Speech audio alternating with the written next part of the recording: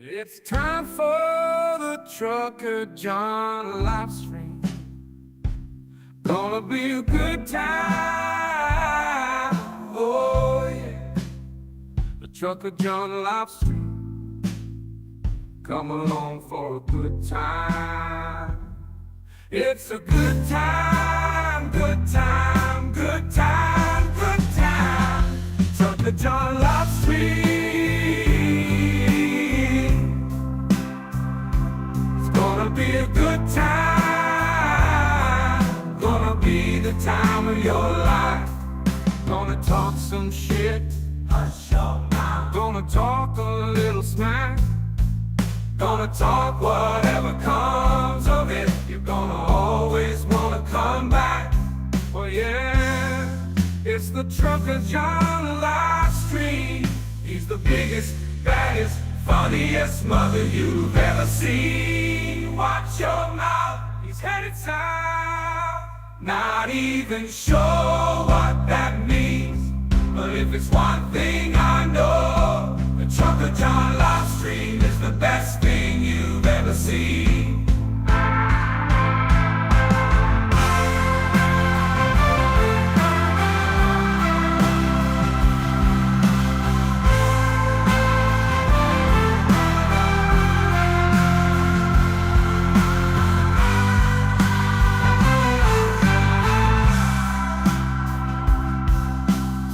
It's time for the Trucker John Livestream. Gonna be a good time. Oh yeah. The Trucker John Livestream. Come along for a good time. It's a good time, good time, good time, good time. Trucker John Livestream. Gonna be a good time. Gonna be the time of your life. Gonna talk some shit. Hush your mouth. Gonna talk a little smack. Gonna talk whatever comes of it. You're gonna always wanna come back.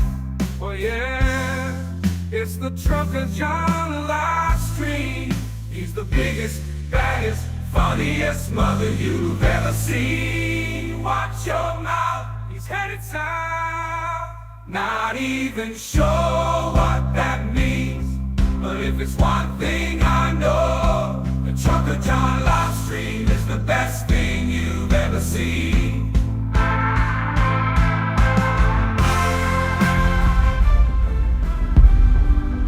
Project 2025 would dismantle democracy as we know it. He says, "You're not going to be a dictator, are you?" I said, "No, no, no, other than day one." Is a vision of implementing a startlingly authoritarian form of the U.S. government. Same thing with the unions. They get their little 5%. They get another 2%. They get another 3%, 4%. Then all of a sudden, they're making more money than the people that own the company. Do you do larger cuts, corporate cuts? Yeah, I was planning on doing it. In fact,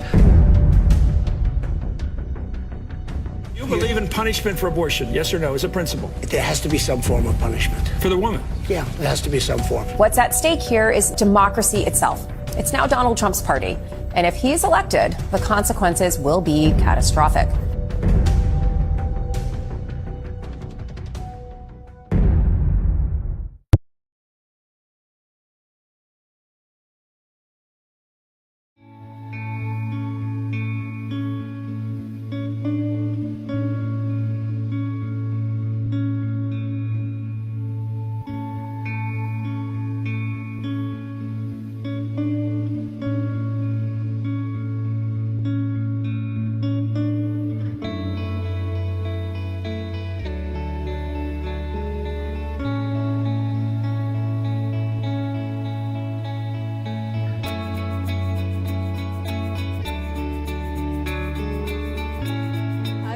failed businesses. Here are just a few. Trump Ice bottled water, sold as the purest water from a secret spring, is from Vermont. Trump steaks ranged from $200 to $1,000. They were discontinued after 2 months. Trump shuttle airlines, Trump borrowed $250 million to buy an airline, but he didn't take care of the airplane, so an airplane crashed and then they went out of business after only 2 years. Trump vodka discontinued, low sales, many lawsuits over unpaid bills. Trump Castle, bankrupt and rebranded as Trump Marina. Trump Marina, bankrupt and sold. Trump Plaza, bankrupt and demolished. Trump's World Fair, bankrupt and demolished. Trump Taj Mahal Casino, it was advertised as the 8th wonder of the world, bankrupt and sold. Trump University, scam thousands, many lawsuits and investigations. Trump Network, MLM that sold vitamins and health stuff. Trump board game with Milton Bradley, pulled from shelves because it didn't sell. He later tried to re-release it. It sold even less. Trump Mortgage LLC, financial services, lasted a year. GoTrump.com, travel site, lasted a year. Trump Fragrances, pulled from shelves due to low sales. Trump Home Furniture, pulled from shelves due to low sales. Trump Net, telephone communication company, ran out of money before it even opened, and soon to fail because they all do. Truth Social, brought to you by Trump Media. Ew. The reason that I'm coming forward now, I helped pull the wool over America's eyes towards a guy that should not be president, should never be president, and should be fired from the whole thing. You talk a little bit about the way that that Trump was in reality versus the Trump that people saw on the show. Well, what you see right now is sort of what he was in reality. He was, to a large degree, someone who was an entertainer. He really was not a good businessman. Our job is, from a marketing perspective, for the conceit of the show, was to make it seem like he was a legitimate businessman, competent, good judgment, compassion when needed. Mm-hmm. None of those things were actually apparent, but that's what we had to do to make the show work. And so we created that narrative, made it seem like it was money, like he was living in royalty, with the cars and the limousines and the helicopter all labeled Trump, in gilded, like the gilded New York age, and then had to position him as a great potential CEO. Yeah. And I say potential because he never really was a CEO. Right. He was a lot of little businesses that he had. Yeah. But to make the show work, we had to make it seem like that. And unfortunately, because we just pummeled American with those messages, that remains there right now. And to many people, even though there is significant things that you can see right now that where that's not true, many people think it is. And right now, with the economy being one of those things that people are looking at, we made him seem to be a very smart businessman. Yeah. And quite honestly, that is not true, because he wouldn't have 4 bankruptcies and then ultimately 6 during the time of Apprentice if he was that good. Talk about his running mate. His running mate, Elon Musk. Elon's on that stage, jumping around, skipping like a dipshit on these things. You know it. Think about that. That guy is literally the richest man in the world, spending millions of dollars to help Donald Trump buy an election. Now look, they're saying the quiet parts out loud now, because Donald Trump has already promised that he would put Elon in charge of government regulations that oversee the businesses that Elon runs. That's a hell of a buy. He could spend billions to make more than 10 billion on the back end. So in other words, Donald Trump, in front of the eyes of the American public, is promising corruption. That's what he's promising you. And now, ladies and gentlemen, the moment you've been waiting for. Trucker John.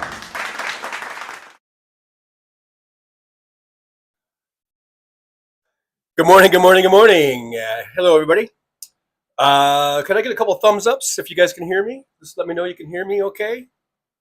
Let me know if the internet's tiniest microphone is doing its job. Let me know, let me know. But anyhow, I'll just keep talking and we'll see what happens. Looks like Anthony Reminiak is first in the chat today. Looks like I got a thumbs up. Let me switch out glasses. I always forget. I got to switch glasses. These are my official live stream glasses. Yeah, we got thumbs ups. All right, great. Anthony Reminiak, first in the chat. Jeannie is number 2 in the driver's lounge. And number 3 is Jolie. All right, Jolie, thanks for being here. Michael McAndrews says, life goes on. Indeed it does. Aaron West, all right. So we got the full mod squad in today. Jolie and Aaron. So you guys watch your P's and Q's because we got both of them in there, and they will bounce your asses right out of here if need be. But anyhow, yeah, it's 11:25 here in Las Vegas, Nevada, and it is currently 78 degrees. We're expecting a high of about 86. A bit warm for this time of year, but hey, not too bad. I'll take it. Izolda Zinn is here. Izolda, good to see you. Thanks for joining us today here in the driver's lounge. Anthony Reminiak says, Jolie, we got here quickly. We got here quickly. Michael Andrews, okay. House Sparks raid. All right. Well, thank you, House Sparks. Michael McAndrews, John is probably still eating his lunch. Actually, no, I had breakfast. Thank you very much. But I finished that up like an hour ago. I was just waiting for Hal to finish his show. I mean, this is the House Sparks after show hangout, so we have to wait for the show to end. You know, West Webb's going upstairs to get something to eat. I'll be listening. Don't be boring. All right then, West Webb. I'll try my best not be boring, and I'll talk about the rural people of Illinois because they're so neglected and ignored. The poor rural folks of Southern Illinois, they're just so ignored and they don't get any attention. So yeah, I'll try not to be too boring. Gino Maynard is here. Good to see Gino. David Windler, hey, good to see you in the driver's lounge. Let's see. Anthony Reminiak says, I was in Southwest Michigan this past week and saw billboard Harris signs. This is usually Republican counties. All right. So the Harris campaign, if anything, lots of lessons to be learned, I think, from the Hillary Clinton presidential run in 2016, where I think they took a lot of areas for granted. I mean, not that this is kind of the opposite of that, but there were areas that they should have gone into that they kind of took for granted and ignored.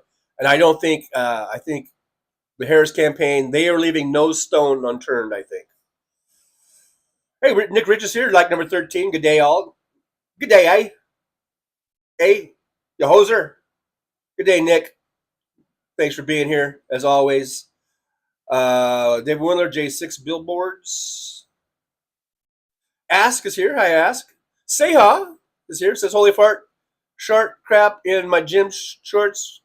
Hershey's square. Oh, whatever. God, what the hell? Down my. Oh, what the hell is all this? Trucker John is late. Actually, I was not late. Like I said, I had to. This is the House Sparks after show hangout. I have to wait for the show to end. I know the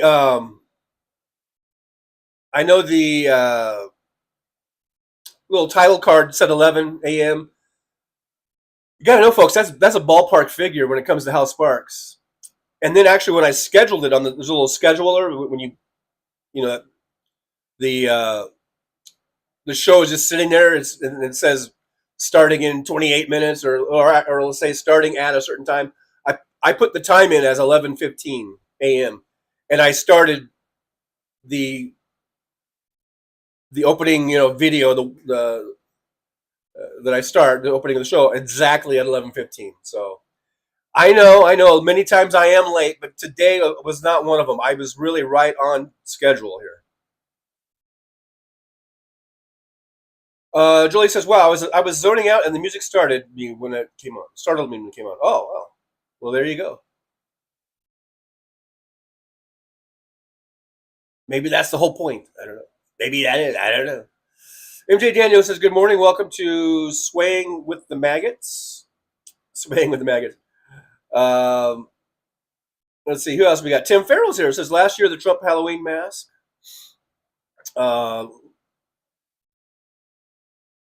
Nick Rich says, never trust a maggot. MJ Daniel says, if DJT got reelected, he won't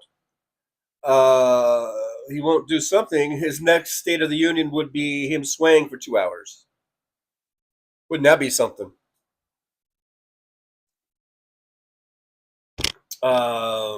Say how I can't see Mike H. Apparently, Mike H. comes in. He still comes in. He'll pop in probably at some point. Tim Farrell, hi Jolie. He had a Phil Sindoff last night. Sluggish today.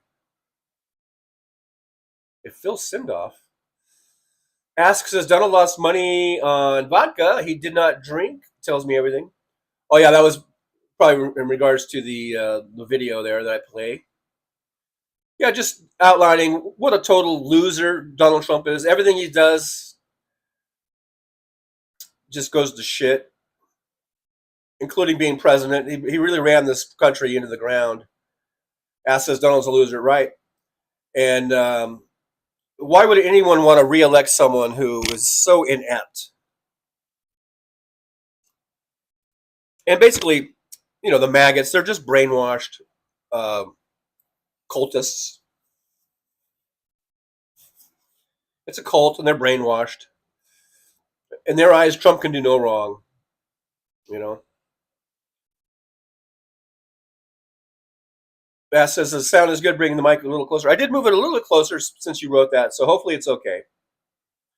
I just don't like it being too loud, you know?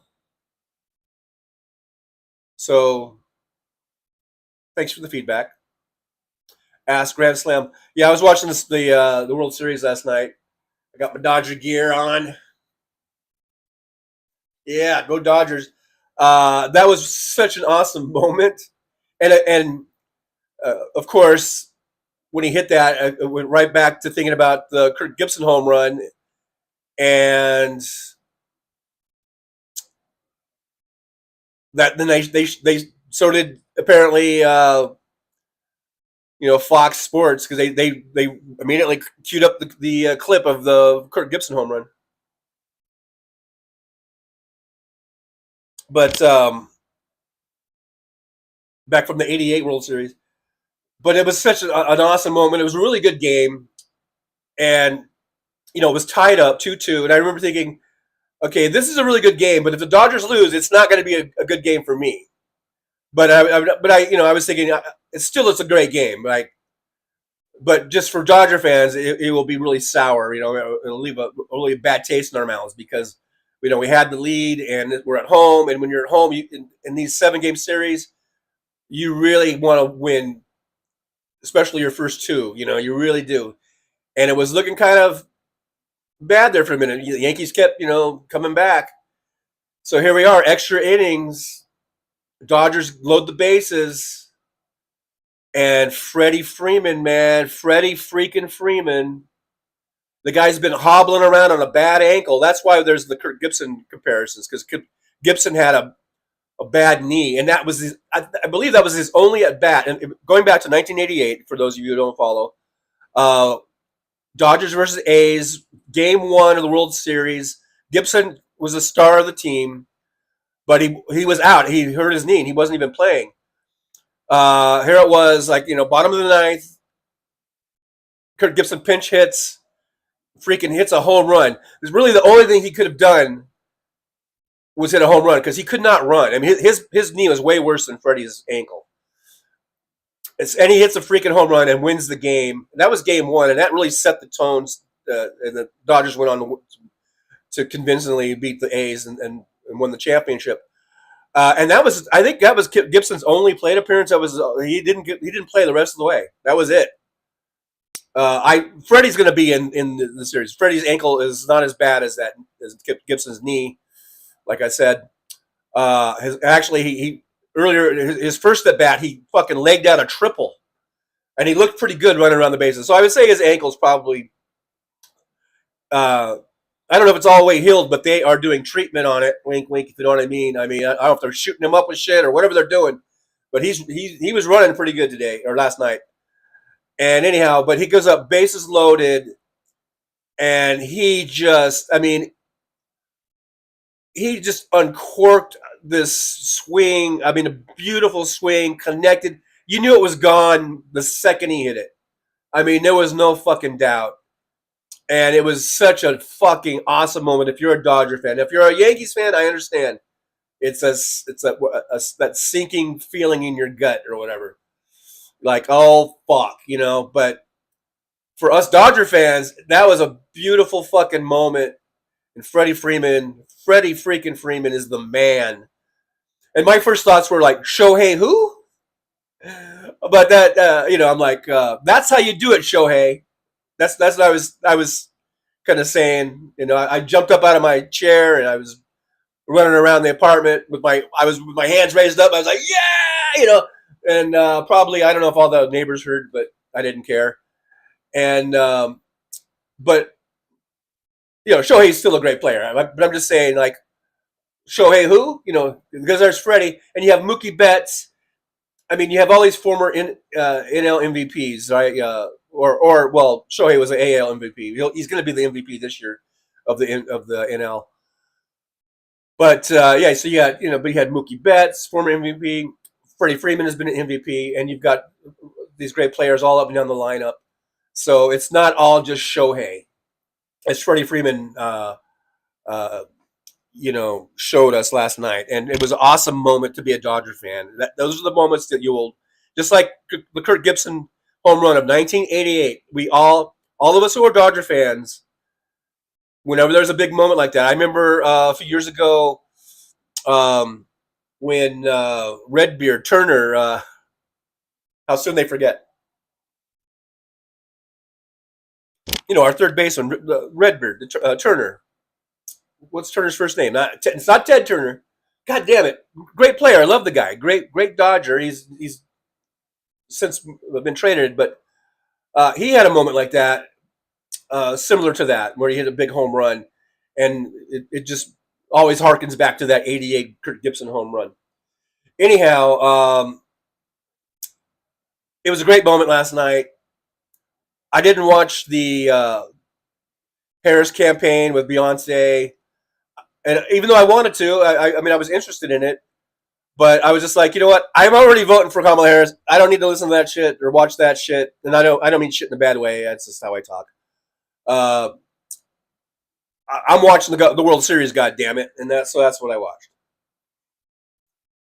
Hey, Jackie's here. Good to see you. As I continue on with the chat, Penny to Create. Good to see Penny to Create. Hey, Teresa TAK is here. Welcome to the Driver's Lounge, Teresa. Let's see who else we got here. Hey, say hi. Welcome to Driver. Say hi's a member. Thank you so much. Say hi. We do have memberships. Super chats, super stickers, like, subscribe, share, buy me a coffee, all that good stuff. Keep the show going. Keep the show rolling. Where we can talk about baseball. And we can also talk about politics. We can talk about anything and everything. Let's see. Tim Farrell says, Jolie, I listened to his band he had with his kids, Phil Lesh and the Terrapin Family Band. Really good. Oh, okay. That sounds like a good time. Like a good time, good time. That reminds me of a song. Good time, yeah. We're going to have a good time. Hey, Aaron West, member for 6 months. Thank you, Aaron West, for being a member for 6 months. That is really awesome. Happy Catter Day. Well, happy Catter Day back to you. For all you cat lovers out there. Witchy woman says, sorry I'm late. Beautiful mother truckers, be right back. Getting a Corvette. No, getting a Covfefe. Okay, how do you take your Covfefe? I take mine with cream and sugar like I take my women. Or I don't know. That didn't sound right. Hey, Michael McAndrews is member for 7 months. Time does fast. It goes fast, and it does fast at my age. Congratulations, Michael. Thank you so much. Member for 7 months. That's awesome. Michael McAndrews. Thank you so much, Mike. May I call you Mike, by the way? Dane Keyboard. Yeah, it does, goes. It happens. It happens. Yeah, Jolie says happy truck anniversary to Michael McAndrews. Michael McAndrews. Michael McAndrews. Oh, yes. It has such a Scottish sound to it. Paul Sharkey Mannion's here. Hey, Paul, good to see you. Thanks for joining us here in the driver's lounge. Says, I can see a shot out at Mar-a-Lago just like Waco. Oh, a shootout. I don't know about that. I don't know about that one. Which woman says, afternoon, dear John, for your information, if you do all that talk on your first date, it will be our last date. You have been forewarned. You mean like baseball talk? Or do you just want me to just sit there? Hi, witchy woman. I'm not going to say anything. I don't know. That's me and witchy woman's first date. I'm so nervous. I don't know what to say. Anyhow, Arizona Sunflowers is here. Good to see Arizona. Thank you for coming on in. There's Wes Webb. I don't know if he's bored. Apparently, he went upstairs to get something to eat. But he could be bored out of his mind by this point. I don't even know. I don't even know. Apparently, I haven't been talking about the rural people of Illinois enough to keep his attention. The poor downtrodden rural people of southern Illinois who never get listened to. Their plight. We need to have one of those videos put out with Sarah McLachlan music, in the background. Would you please help the rural people of southern Illinois? They don't get listened to. Would you please call them? Pick up your phone right now and dial the rural folks of southern Illinois so they will be listened to. They will feel like they're a part of society. Won't you please? And the Sarah McLachlan music's playing in the background. And then there's pictures of just, instead of sad puppies, it's just sad southern Illinois people. Just going, no one listens to us. No one listens to us here in southern Illinois, out on our farms, in our cornfields. Won't you please listen to me? Won't you please? Wes Webb, are you listening to me? Oh, won't you please listen to me? We're so neglected and ignored. We will not be ignored anymore. And scene. Thank you. David Windler's here. Hey, good to see David in the old driver's lounge. Hopefully I'm about this far from the mic. So I guess that's good. I guess that's a good distance to be away from the mic. MJ Daniel says, don't think I will watch college football for a while. University of Washington is not doing well against Indiana. Yuck. Right after the game, I don't really watch a lot of college football, but right after the game last night, they went over to the USC game. USC was laying it on there against Rutgers. I don't know what the final score was because then I changed it. Robert Perez here. Hey, Robert, good to see you. Says, howdy, Trucker John, and all the lovely liberals. I was going to say lonely liberals out there, and about have a smooth day. Have yourself a smooth day from Robert Perez. Yeah, he's wishing you a smooth day. Tamara Price is here. Hey, good to see Tamara. Welcome to the Driver's Lounge. Welcome to the Driver's Lounge, everybody. Maybe I should make a new AI song and be like, the lyrics would be something like, oh, welcome to the Driver's Lounge, everybody. Put some white man overbite in that. Yeah. Oh, yeah. Welcome to the driver's lounge, everybody. Everybody in the driver's lounge. Get on in here. Get on in here. Get in that driver's lounge.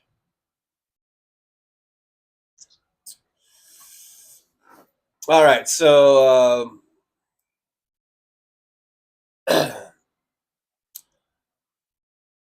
I'm going to skip West Webb. Apparently, he's entertaining himself. I'm not entertaining enough, so he's entertaining himself with some weird thing about, I don't know, Mar-a-Lago or something, or Trump Tower.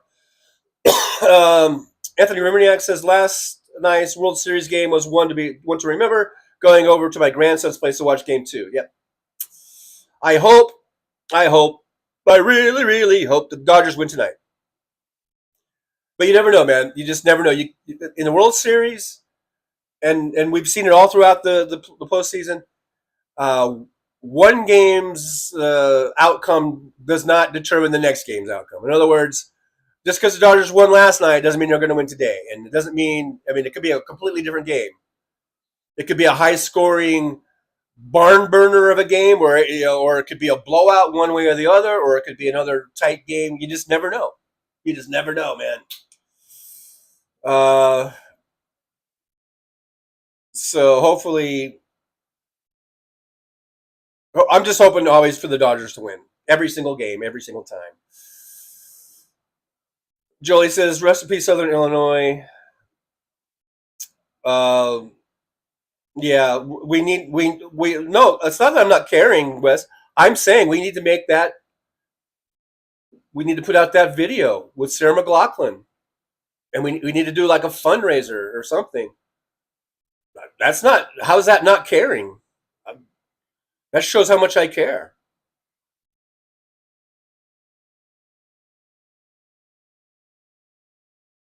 Witchy woman, I hate Illinois Nazis. I hate all Nazis. Yeah, but yeah, Illinois Nazis. Is that from Blues Brothers or something? West Webb, Democrats tend to ignore rural areas. No, they don't. No, they don't. There's a lot of stuff that has been put through by Joe Biden, and it's going to help the rural areas.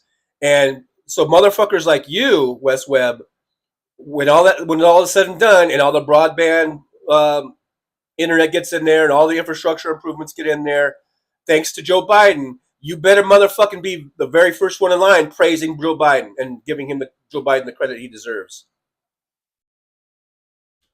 So fuck you, West Webb.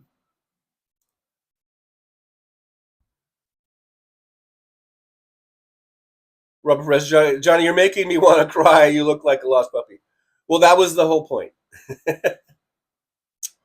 As old as I'm also drinking Kavevi, trying to get over my energy drink addiction. Oof. I cannot drink energy drinks. I learned the hard way. It gives me like acid reflux. Because I remember, this is like a few years ago. This was like probably 8-9 years ago, maybe. I don't know. Quite a while ago. And I really wasn't, I had the occasional energy drink every now and then. But for some reason, I started getting into the Monster energy drinks, like the green ones that are almost like, it's almost like Mountain Dew, but like on steroids, I guess, or whatever. And I remember I started drinking those, like, because I'm like, these are really good. And I would down, I got, it was a very short-lived thing. It was only like a few weeks, I think, and it wasn't every day, but there was like a few times a week I would buy some of these Monster energy drinks, the green ones, if there's any other color. I think they have different colors, but whatever flavors it is. And I remember drinking like 2 or 3 of those in a day as I was driving. And then at night, I started getting really bad heartburn. And I remember like being woken up. This is before I had the CPAP machine or anything. Being woken up out of a sound sleep and almost feeling like I almost threw up a little bit in my mouth or something, and I had this burning throat, burning the esophagus or whatever.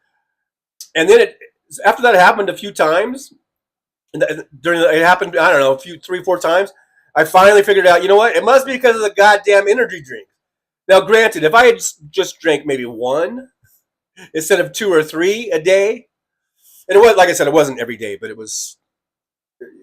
There was this little period of time where I was buying a lot of those, and I was like, "Fuck, I can't. It must be the Monster Energy." And then I just stopped doing it, and then that never happened again. So I don't drink.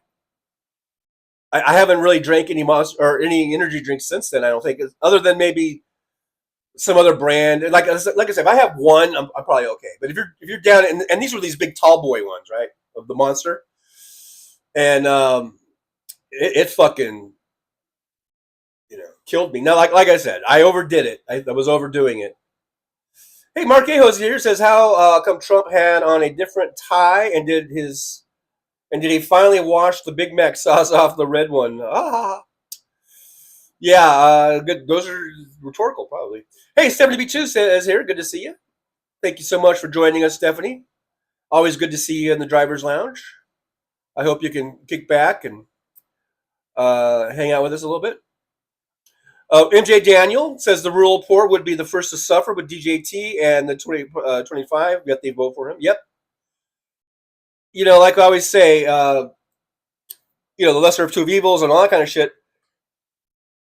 If you think Donald Trump gives a fuck about rural people in anywhere, then Wes Webb, you are sadly fucking mistaken, my friend. You're fucking sadly mistaken. 72, witchy woman, I am surprisingly calm since my surgeon rejected my latest pain management solution. Oh, man. Just the continuing saga for 72, that I just really, hoping and praying that that gets resolved and you get the care that you need,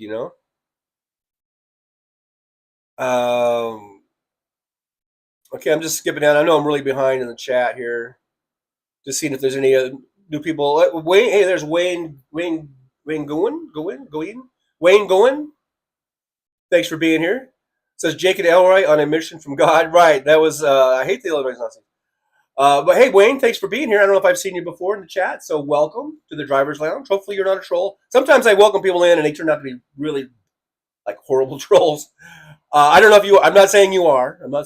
But hopefully, we'll get to know you, and you can hang out. Let's see. MJ Daniel, Blues Brothers, Henry Gibson from Laugh-In. Yeah. Very interesting. But stupid. That was from Laugh-In. Let's see. Wes Webb going on about the rural poor and how Democrats are so bad, but Republicans would be any better, right? Like Donald Trump would be any better. Hey, Oliver Brownlow, acid reflux, whatever it's called. There's a thing for it. But yeah, Oliver, thanks for being here, by the way. Good to see you. Says, I sipped on one Red Bull decades ago. I never drank any of that. I never liked Red Bull. To me, that tastes like shit. At least the Monster Energy. I know it's super, probably tons of sugar and sweeteners and God knows what else they put in it. But at least I like the taste. I've never really understood the appeal of Red Bull. I remember I used to work on a lot of movie sets when I was a background star. And you may have seen my work in Always Sunny in Philadelphia and Planet of the Apes. I'm just saying. But they would they have craft services, and one of the big things they would always have out there was Red Bull because they want to keep people's energy up or whatever. So I popped open a Red Bull and I was like, God, this tastes like shit. I've never really understood, other than the fact that people, they want to, if they're not able to do Coke or whatever, they're down in Red Bulls and or Speed or whatever, whatever. They're not able to pop their black beauties, so they're down in Red Bulls. And I hated Red Bull. I hated the taste of it. And I wasn't that needing, to be that energized anyhow. So. Let's see, Nick Rich. I haven't had a soda of any kind for decades. No energy drinks either, coffee, tea, or beer. I would stick with the beer, Nick Rich. I would just go all beer all the time. That's what I would do. I'm just kidding. I'm kidding. You can get a little bit of coffee and tea in there too. West Web, I take them when I travel west so I can stay up longer. You know what? You know what's really good, and I did this. I hate to say it because I don't want people to get the image that I was just always downing these little things. But you get the 5-hour energy, and okay, out of almost 20 years of driving on the road, over the road as a truck driver, I probably maybe a half a dozen times, 6 or 7 times, okay, maybe 10 times at the most. There were certain times where it was late, I was running late or whatever. I was working long hours, and I would get a little sleepy. I would just drink one of those 5-hour energies, and bam. Though that was the best thing. It was better than energy drinks, better than cocaine. I didn't try it. I'm just joking about the cocaine. You know, better than speed, better than bathtub speed or whatever. No, I'm just kidding. I didn't do any of that stuff, but it was definitely better than energy drinks, and better than you know. I mean, I guess they do have over the counter. What is it? The ones you can buy, little pills, but the 5-hour energy. If you're getting a little sleepy and you got some hours you still got to drive, just go buy one of those. Those are the best. Those are the best. And like I said, I didn't do this all. It was like pretty much a rarity. Maybe it averaged out to like 1 time a year. I would do that. I just want. And the only reason I'm emphasizing that is because I don't want. Because I know sometimes you can tell a story or you can tell something, and then people have this image that, my God, he was just down in Monster energy drinks all day and down in 5-hour energy on top of it, or whatever, you know. And that was not the case. Not the case. But I'm just saying, I do recommend 5-hour energy over an energy drink if you're driving and you need to stay awake. Anthony Ruminiak says Joe Biden's infrastructure bill is repairing 18 miles of old Interstate 80 and building new bridges, replacing 60-year-old 2-lane infrastructure. And I think that's the tip of the iceberg. I mean, they're doing so much with the infrastructure. I mean, with the Inflation Reduction Act, and between that and the Chips and Science Act. There's so much good going on, and it's going to help, yes, the rural folks. And when it does, and when all that stuff comes through, I want West Webb to stand first in line praising Joe Biden for all the great work he did all across this country.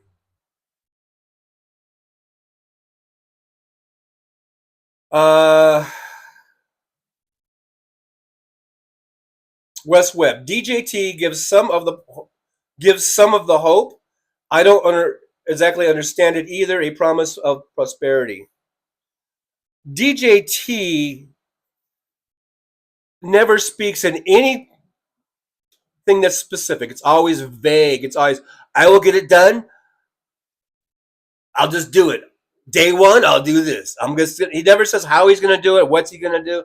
Even his concepts. He says he has concepts of what? Of a health plan. And he doesn't even say what the concepts are.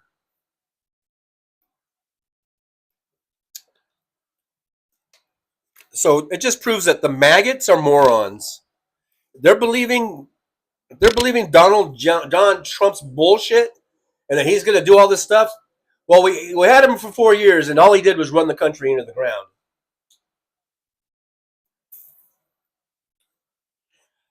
MJ Daniel, lesser of two evils, and both sides are the same, is nothing but Republican bullshit. Probably started by Fox, the Heritage Foundation, something like that. Well, the lesser of two evils and both sides, those are two different things. And I have always said that, even way before I listened to Hal uses that expression a lot. And I used to use that expression a lot too, meaning that because that is a response to the both sides do it. Both sides are this or that. And my response is, no, they're not. And if you are one of those people that is, undecided, or you think both sides do it, both sides are shitty, that's when you have to go to the lesser is two evils kind of mentality, because there's only basically it's especially for president and most of our elections and our offices, even at the state level and of course the federal level, it's almost always either going to be a Democrat or a Republican. It's very rare that there's some other party. And if for president, that's all it's going to be, is either a Republican or a Democrat. So if you think both sides are bad or both sides are evil, then I guess if you think they're both exactly equally evil, then why even vote? Then don't even fucking bother voting, I guess. But you have to look at it and think of, okay, which one is the less evil, and then choose that one. And I think that's a good. I don't think that's a. I don't think that is really a bad way to think. If you do think both are the same and both are bad, then you got to choose. Okay, one of them is going to win. So you got to think, okay, which one is not as bad as the other, basically. That's how I look at it, anyhow. Wayne Goen says, I cruise all the pro-democracy channel. All right, Wayne, good to see you. Thanks for being here. Welcome to the show. I hope you subscribe, and I hope you come back and hang out with us. We're here. Here's my schedule. It's over here. See the schedule? You can come by and hang out with us. Hey, Nick Rich gifted a membership. Thank you, Nick, so much. It says you could be a lucky recipient of a Trucker John membership with access to allowed gifts. There's something going on with right now. I'm on the I'm watching the chat through my Fowler's Wrath channel, because for some reason on my Trucker John channel I can't go to all chats. I can't go to all messages or whatever. There's no chat filter. It just disappeared on my Trucker John channel account. I don't know why. I do not know why. So anyhow, but Stephanie B2 got that. So thank you so much, Nick. That was a great thing to do. And now Stephanie B2's got a membership, so that's awesome. Which woman, the like button, enjoys being spanked? Asks, as I saw the original Planet of the Apes movie in a marathon showing, love them, the TV show too. Oh, I've always been a big fan of Planet of the Apes, and I've always loved it. And I was actually a gorilla in the 2001 they didn't call it a remake, they called it a reimagining by Tim Burton. A lot of people didn't like that movie. It got kind of panned a lot, but it did set, at the time, it did set box office records for having like the highest grossing opening weekend or something like that. It was something like $70 million. And then, but I think a few months later, Harry Potter just like destroyed that record. So, let's see, Jackie. I've never drank an energy drink. Coffee is my go-to. Yeah, I like coffee better. Witchy woman says, "Wait, Coke's an option? No one told me." Oh yeah, oh yeah. I mean, I wouldn't recommend it. If you don't want to end up in jail or something. MJ Daniel and Artie Johnson was a laughing Nazi. Henry Gibson was on the Burbs with Tom Hanks. Yeah, I remember Artie Johnson, Henry Gibson, Ruth Buzzy, Goldie Hawn was in there. No Dose. Says No Dose. Yeah, there's No Dose, and there's another one. Like when I first started working for the post office back in 1988, same year as the Kurt Gibson home run. It wasn't No Dose. It was another really popular brand that a lot of people would. It was over the counter. It was legal. And I can't remember the name of it.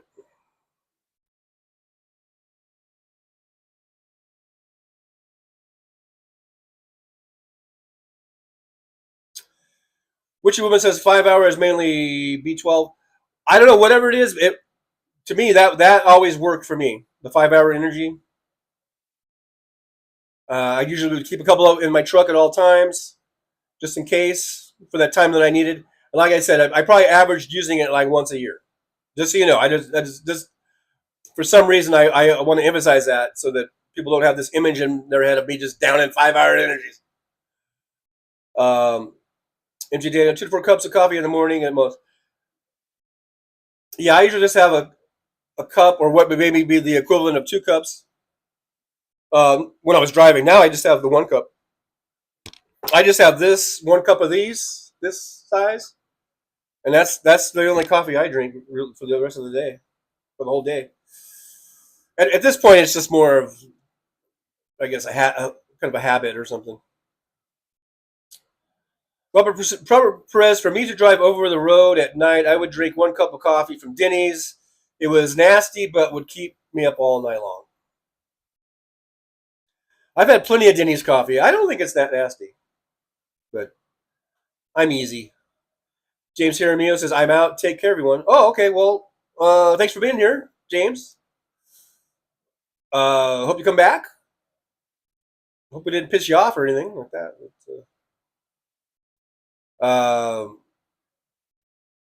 MJ Daniel, the GOP had a full majority in 2016 and did shit for infrastructure or for anything else. Yeah, completely useless. West Webb says, I've always been fine with Uncle Joe. You know that. Well, then stop fucking bitching about the rural areas not getting shit when Joe Biden is getting shit to the rural areas. Jack McCool, coolest name on the internet, says DJT message is, if you're white, you're American. If you're not, you could be deported. Yeah.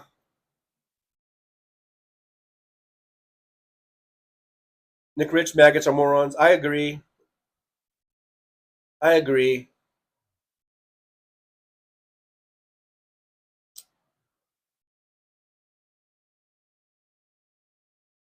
MJ Daniel says, DJT is a swindler. He is a phone time share seminar scam. All he does is lie. If you fall for his shit, shame on you, grow up.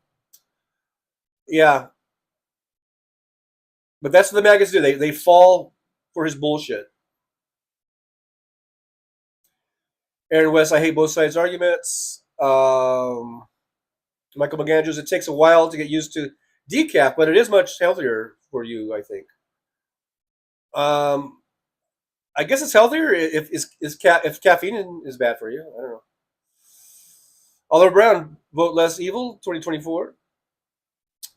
Or as I like to say, vote blue for all that's dear to you. Trademark Trucker John. Westwood, part of the problem is, though, we get so judgy that the other side must be totally evil. Well, in this case, the other side, for me, I guess, is the Republicans. And all I've seen about Republicans since I can remember is coming out of the White House is corruption and a real disdain for the working class. That's what I've seen from the Republicans. Going back to Watergate with Nixon, Iran-Contra with Reagan and his demonization of unions, George W. Bush lying us into a war in Iraq. He lied. And people died. U.S. soldiers died. Iraqi citizens died by the hundreds of thousands that didn't need to die. And also, W led us into a banking crisis and a housing bubble burst and was about to collapse our economy until thankfully Obama was able to come in and save us, save the economy. And then we saw Trump mishandle COVID, which have led to 1 million American deaths. And who knows how many millions of people that are going to have lifelong health care issues because of his intentional mishandling. Listen to the Bob Woodward tapes, interviews. It's been right down the line. One administration, one Republican administration after the other, since I was a little kid, all the way till now. Now I'm an old man. The Republicans, just based on what I said, I think they deserve to be called evil. Now, I'm not saying every person who votes is evil, who votes for Republican. There are a lot of people that are good, hardworking, middle-class people, working-class people. They don't pay attention to shit. They just vote based on tradition, maybe family tradition. My dad was a Republican, so I'm a Republican. That type of thing. Or we're Republicans around here. That's what we do, and they don't really look at the issues, or they don't really think about all those things. I don't know, but they only see what's at the end of their nose, or whatever. I'm not saying that every registered Republican is evil, but I'm saying the Republican Party, and certainly the heads of the Republican Party, all those presidential Republican administrations, they are fucking evil.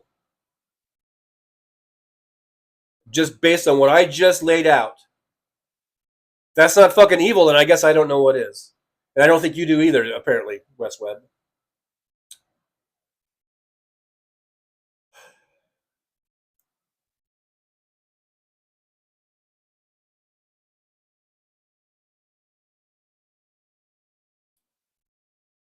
Wayne going, I sub. Thank you so much, Wayne. That's awesome. Ding, ding, ding, ding. We got another sub, a new sub. We're up to 3,460 something. So let's keep those subs coming on in. We're trying to get to 1 million. I would actually be happy with 100,000, because at 100,000 you get a nice plaque. So let's get that 100,000 going. Thank you, Wayne. I appreciate it. I do appreciate it very, very much. Make sure you share the show too.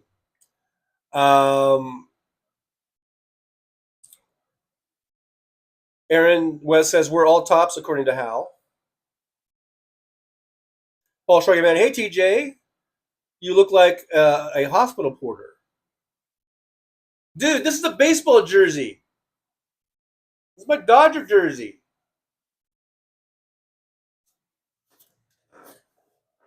This ain't no hospital. This is go Dodger time. Hey, Mr. Spock is here. Says, what did you get paid for working on the Planet of the Apes movie? First of all, live long and prosper. Second of all, it's none of your goddamn business what I got paid working on the movie. It really is none of your goddamn business. How much do you get paid to be a chicken farmer? I don't know. Fuck. Let's see. David Windler, I got paid $110 for 7 seconds on Wild Hogs with Tim Allen. Nice. That's not bad. Let's see. West Webb crying again. Rockford has been promised to get Amtrak back for years. Doesn't happen under earlier party. Huge car plant supposed to reopen in Belvedere, Illinois. Surfer Norm's here. Hey, Surfer Norm, good to see you. Says Google says 5 Hour contains caffeine and vitamin B6, B12, and B3. Well, there you go. Now we know what it contains. All I know is the shit works.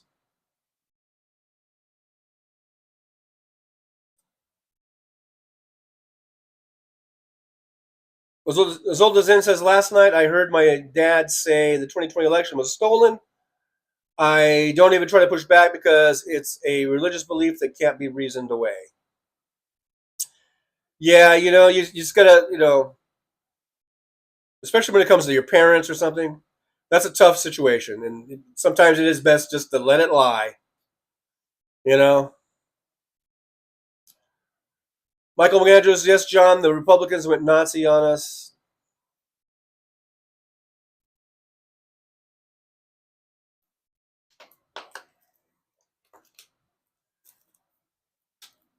And as I said, because West was exactly as old as in, your dad isn't evil, just misguided. I have 2 uncles who have never voted Democrat in their life. What did I just say? I just said I'm not saying that the average everyday person is evil.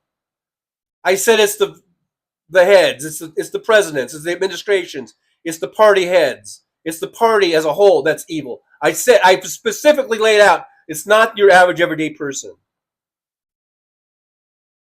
Listen to the words that are coming out of my mouth, Wes. Mr. Spock, I have an empty plastic container. West Web, I'm going to make my own and use it as a joke prop at meals. West Web, the Democratic government convinced my grandpa to borrow money and buy a tractor, which he lost in the Depression with no help from the government. The fucking Depression? You're still crying about 1938 or whatever the fuck? Jesus H. Christ, Wes, get over it. Fuck me. I'm not talking about the 30s. I'm talking about the fucking 21st century. Jesus Christ.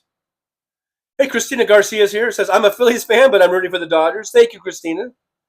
First of all, thank you for being here. Thanks for joining us here in the chat. Welcome to the Driver's Lounge. Good to see you. And also, thank you for rooting for the Dodgers. So I'll take that. But yeah, make sure you like, subscribe, and share. That'd be a great thing. West Web says, laughing out loud, it's not really a pleasing color, a little like Thousand Island dressing.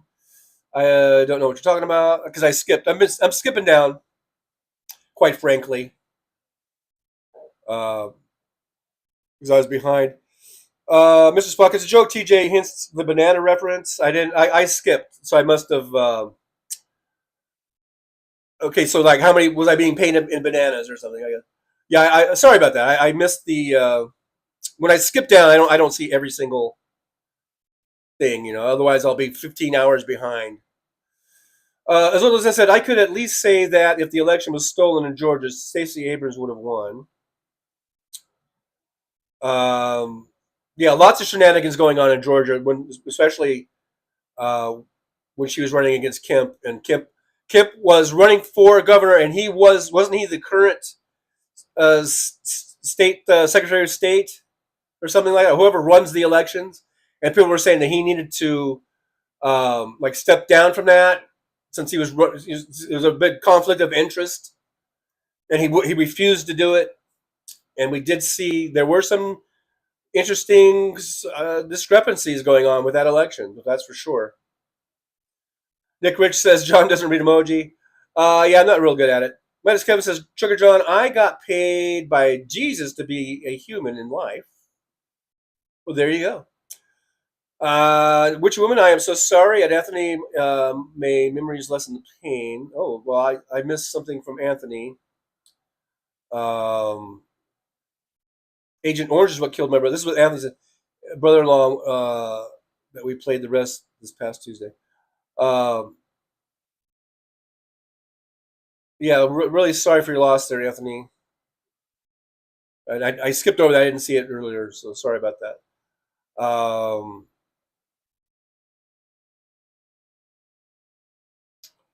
Let's see. Arizona Sunflower, what's wrong today? I can't hack this anger. Adios, gang. All right. Well, thanks for being here. West Web it is why they will never trust the Democrats again. Truckers on. They felt misled. Jesus Christ, 80 fucking years ago, and they're still, fuck all the other shit that's happened in the 80-year span. Fuck the New Deal. Fuck all the civil rights and equal rights. Fuck Medicare. Fuck Social Security.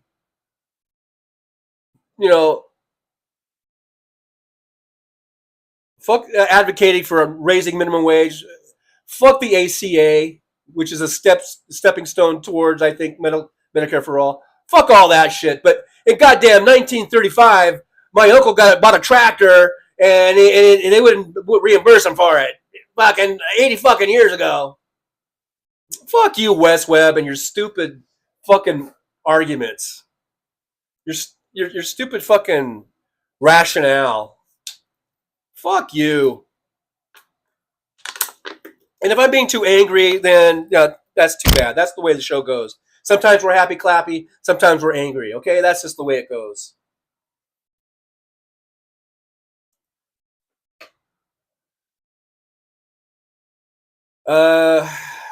Anthony Rememniak says, my brother-in-law was my best friend till he married my sister.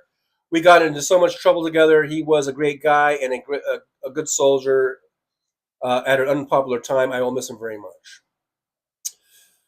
Yeah, once again, sorry for your loss. My condolences to you and to the family. And it's a sad thing. it's always sad when we lose our loved ones, and we just have to keep them in our hearts, keep them alive in your heart. Nick Rich says, okay, I just grabbed an ounce of Blackberry Kush, 30.1% THC. West Web, they are in their 90s.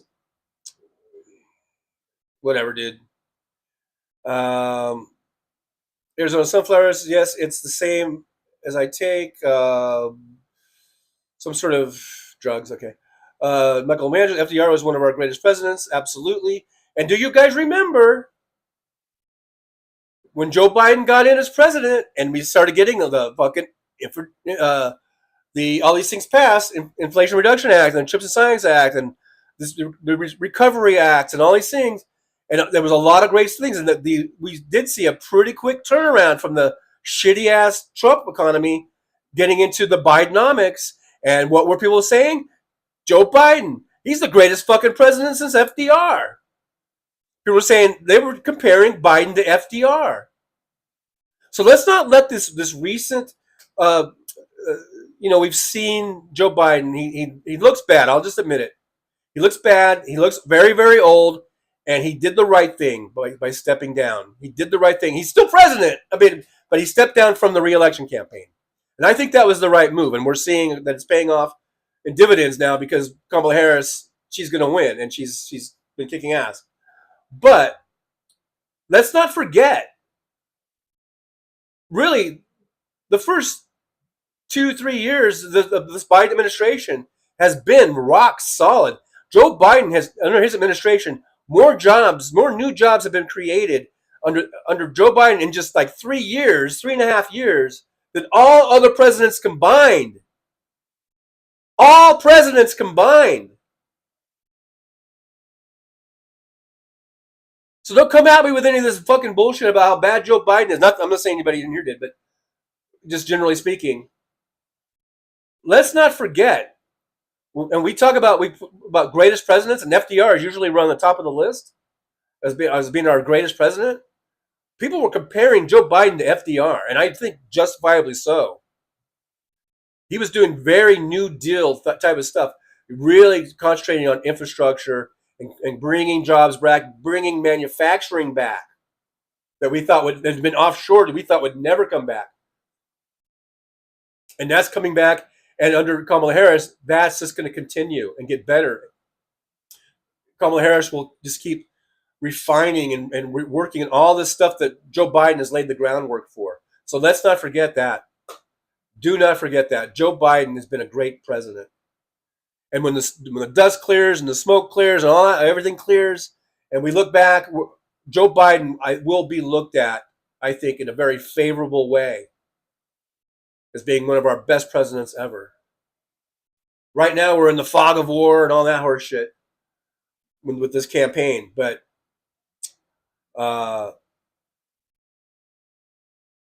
just don't forget how great of a president Joe Biden has been. And when you mentioned FDR, that just reminded me. That took me right back to just a couple of years ago when people were saying, I'm surprised, because I was surprised too. Joe Biden was not my first choice. I was like Elizabeth Warren, man. And then in the general election, of course, I voted for Joe. And we saw right out of the chute, man, Joe Biden just kicking ass and taking names, and we were like, and it was very much more progressive than anyone ever thought they would see Joe Biden be. And I remember thinking that Bernie Sanders had a lot to do with that, because him and Bernie are friends, and I think Bernie has earned is it gravitas, whatever the word is, but he has earned a lot of more respect, I think, in Congress and with the White House, with his presidential runs, and showing how much support he's gotten and how many votes he can get. That translates into a lot of people supporting him and agreeing with the Bernie Sanders, agenda, and that carries some weight. That does carry a little weight as far as with what his input means, or what his opinions might, how valuable his opinions on policy might be, on policy positions. And I think that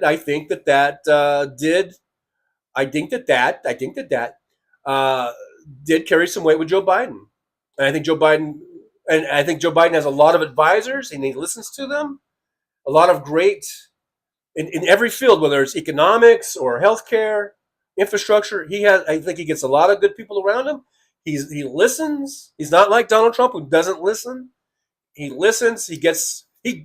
Joe Biden does get the best people, unlike Trump.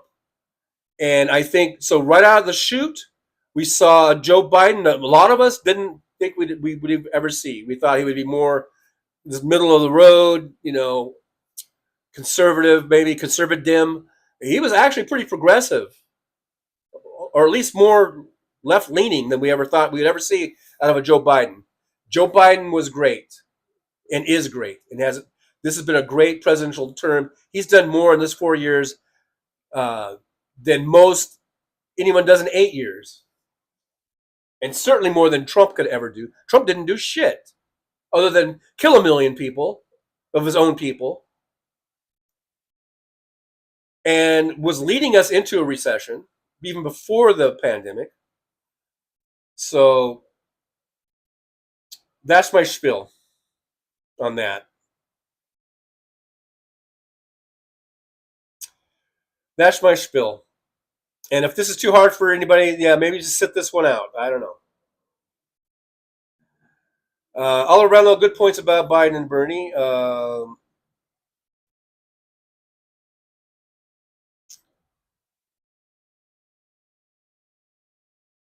There's Brooklyn NY471. I don't know if I've seen you before in here, so thank you so much for joining us here in the chat, in the driver's lounge. Make sure you like, subscribe, and share for me. That would be awesome. Brooklyn NY471 says lowering prescription costs is incredible in itself. Yeah, they've got prescription costs lowered. They've got the price of insulin lowered for I guess it's for seniors, and I think Kamala said she wants to expand that to everybody. See, that's the type of things Kamala is going to. She's going to extend the Biden economic policies, and she's going to refine them, make them better. It's just going to be a great thing, and and having the ability to negotiate prices with pharmaceutical companies that they couldn't do before. They couldn't even negotiate. It was just like, here's the price, take it or leave it, or whatever, and we were able to get that. So many great things. In fact, I might be forgetting some. So if you guys can remember any other great things that Joe Biden has done in his administration here, great economic things, health plan things, infrastructure things, put them in the chat. Let's document all the great things that Joe Biden has done in his presidency. Brooklyn for NY47. I'm new. Well, thanks for being here, and always good to see new people. And hopefully we can get the show, keep it growing and keep it going. I'll try not to scare too many people off if I get too angry. But sometimes you just get angry. Sometimes it just happens. West Web, I don't know what a spliff is, but I don't smoke, just vape. I don't do any of that shit. Although I did have a leftover edible gummy. Remember a few weeks ago, or maybe it was like a couple months ago, one of my passengers gave me some of her gummies to take home. Very nice of her, very nice young lady. And I had one left. I forgot because I have a little basket on my counter. It's kind of like, where a little catch-all thing where you put your keys. I put my keys, my wallet, my sunglasses, whatever. It's like a little catch-all thing, so I don't have shit just all over the place. So I have this little basket on the counter, and I just noticed the other day, there was a little baggie, and there was one little gummy left. And the other day, I went walking a couple days ago, and I walked over 4 miles, which for me is a lot, especially since I have not really done anything for months, walking or exercise-wise. And yeah, I did this walk the other day, and when I came home, I mean, my knees were trashed, my ankles were trashed. I could barely walk. I'm still pretty sore today. And so I found that little gummy, and I was like, I'm gonna have this fucking gummy, and I had that, and it did help. I mean, it did help relax me, and I think I slept like a fucking log that night. So I did do that, but I don't smoke joints or spliffs or vape. I don't do any of that shit.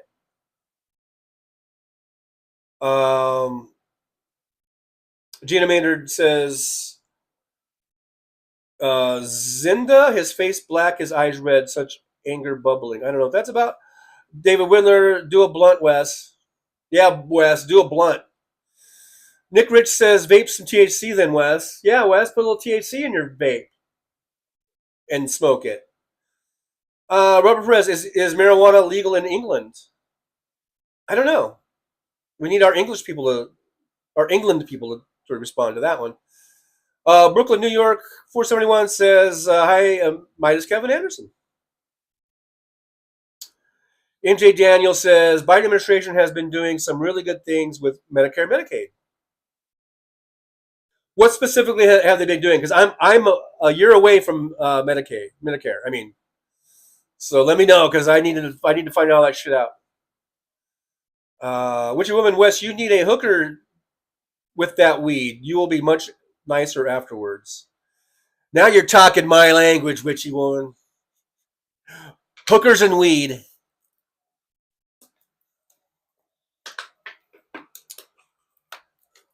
Hey Tommy, could you get that hooker? We gonna get that hooker over? And some weed. Give me some more weed. Hey Tommy, we got any more weed? And get some hookers.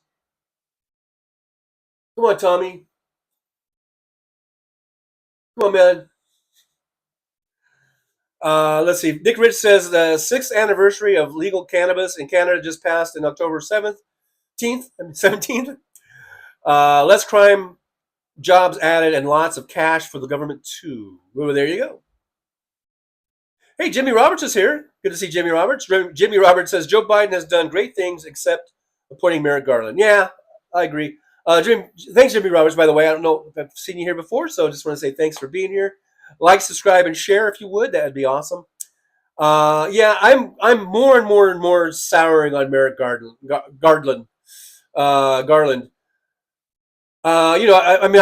first I was sort of like, okay, that's just the way he is. I did make fun of him for being like a milquetoast. He's like this little milquetoasty wimpy. To me, he just seems like this little wimpy milquetoasty little fucking pussy. And then there are people like in the media or people that you see in other sites, channels or whatever. They'll say, no, that's just the way he is. I think, people who, I guess, who worked with him, they're like, no, he's very good. He's very, very, nose to the grindstone. He dots all his T's, crosses all his I's. He just makes sure everything's in place. But he's not real. He's not a real aggressive person or whatever.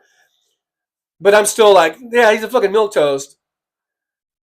But I've been trying to have my, patience with the guy, or, and let him do his process or whatever. But my God, we're almost through the administration here. And he's barely done shit, So yeah, I get sick of that fucking Merrick Garland. The Merrick Garland. Tim Farrell says Biden outsmarted the oil barons who were colluding to screw democracies out of any global warming efforts and price gouging.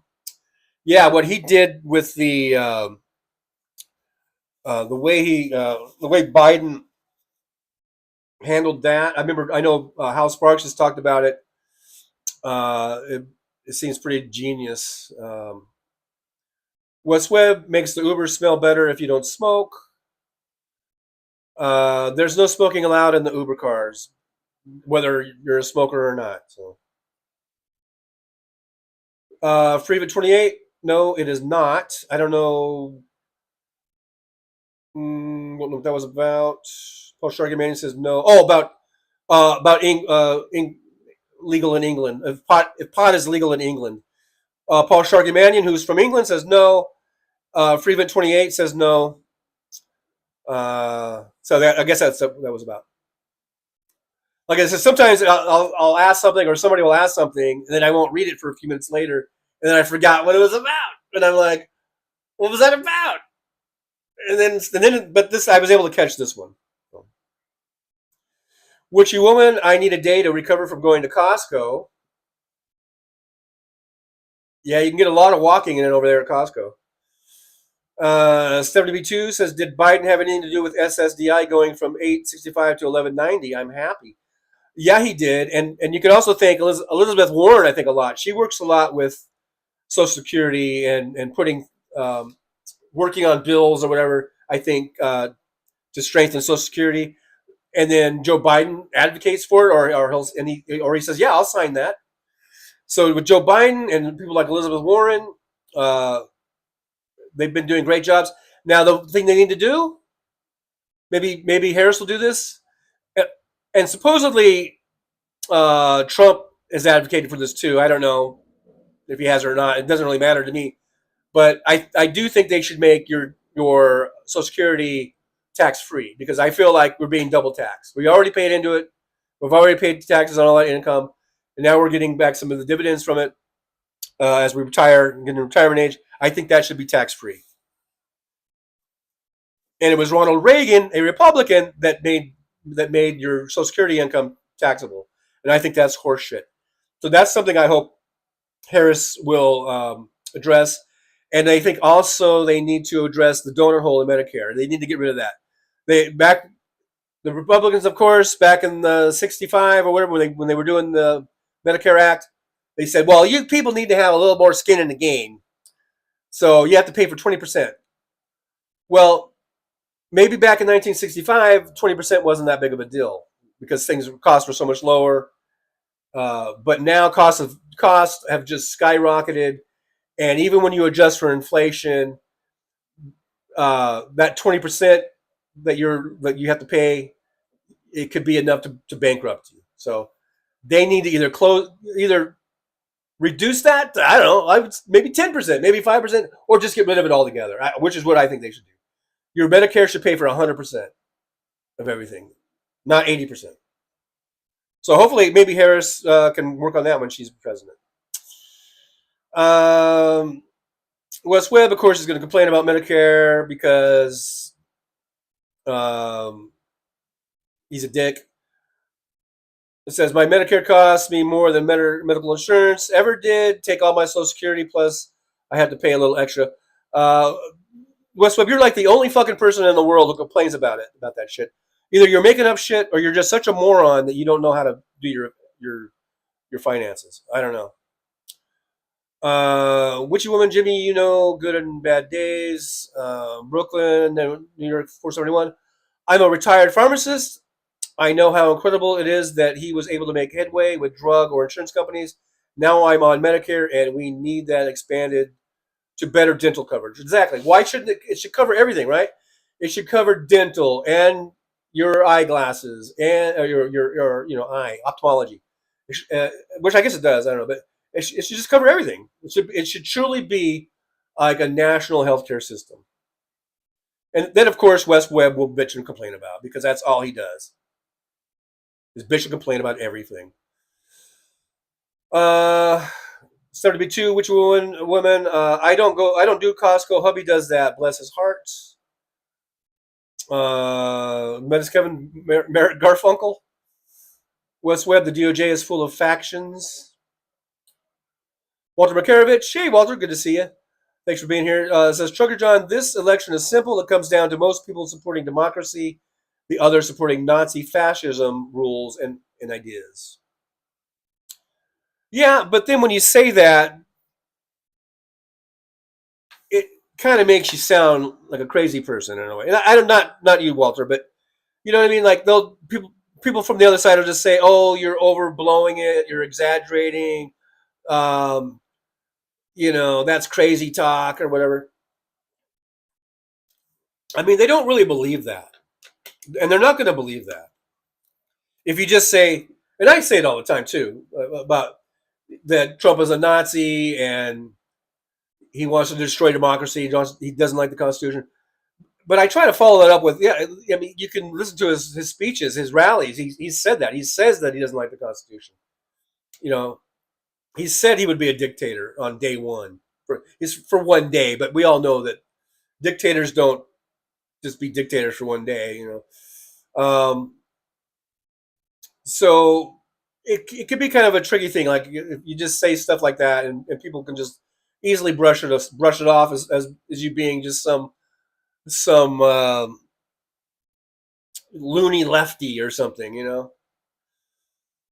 Paul Sharkey, man, you got to go, my friends. Good luck and keep calm. Thank you, Paul Sharkey, for being here. Thanks for hanging out with us. Always good to see you, my friend. And hope things get better for you and the family up there in England. Brooklyn, New York, 471 says, getting banks to forgive the student loans. Wow. Yeah, Biden has done a lot on the student loan situation. Something that Trump would never do. Republicans will never do. They'll just say, fuck you, you owe it, fuck it. Jimmy Roberts says, especially when you're over 50, witchy women, are you there yet? Nick Rich, I get an old age security check and free medical, only pay dispensing fees every 3 months for meds. That's up there in Canada, eh? Whisper Mason's here. Whisper says, absolutely everything Merrick Garland has done is 2 years too late now. Yeah, I know. Just dragging his fucking feet, man. Now, you know, like I said, I used to try to defend the guy and say, hey, look, he's crossing all his T's, dotting all his I's, making sure everything's lined up and good to go, so that when they go into court, you know, they're ready. But like you say, he's like fucking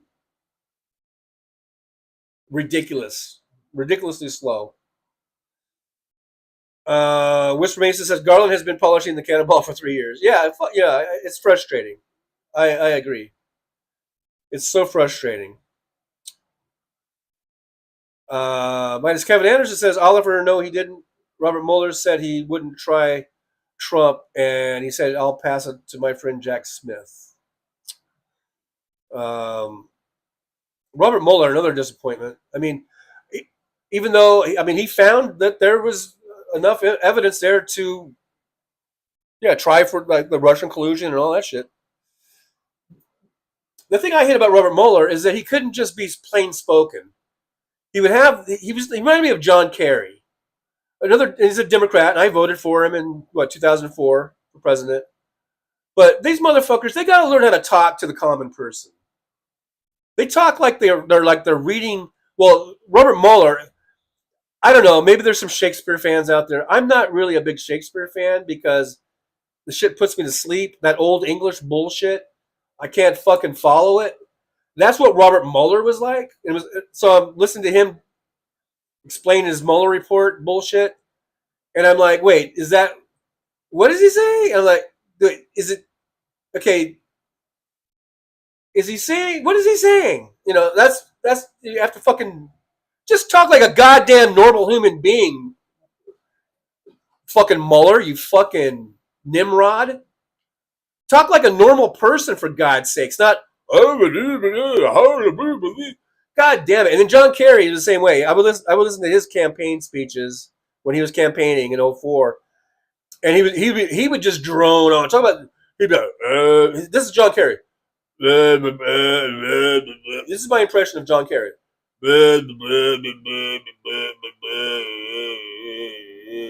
God damn it, that's a cure for insomnia.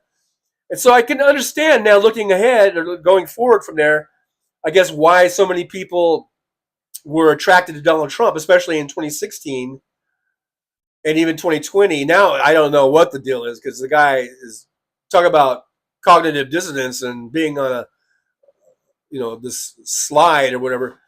But at least I can see why people were interested in Trump, because he would say shit. It was stupid shit. He would make fun of crippled people, but they love that shit. The maggots, they love that kind of shit, and it would hold their attention. John Kerry couldn't hold my attention for fucking 5 minutes. He'd put me to fucking sleep. So hopefully we've learned our lesson. about what candidates we put up. Don't put candidates up that put you to sleep like John Kerry. And that, it's so true about optics. Optics meaning so much. Kamala Harris is not that she's attractive, but you could just see she radiates like optimism. I was going to say joy, but because that's been overused. She radiates, I think, just optimism and positivity. And so I think that's really, really important. I think that's an important lesson to learn onward. If you're going to be a candidate, especially for president, or even if it's a senator or something like that, maybe you should just try to radiate positivity and happiness and joy and going forward and moving forward. Not be like John Kerry. He's like, this is John Kerry.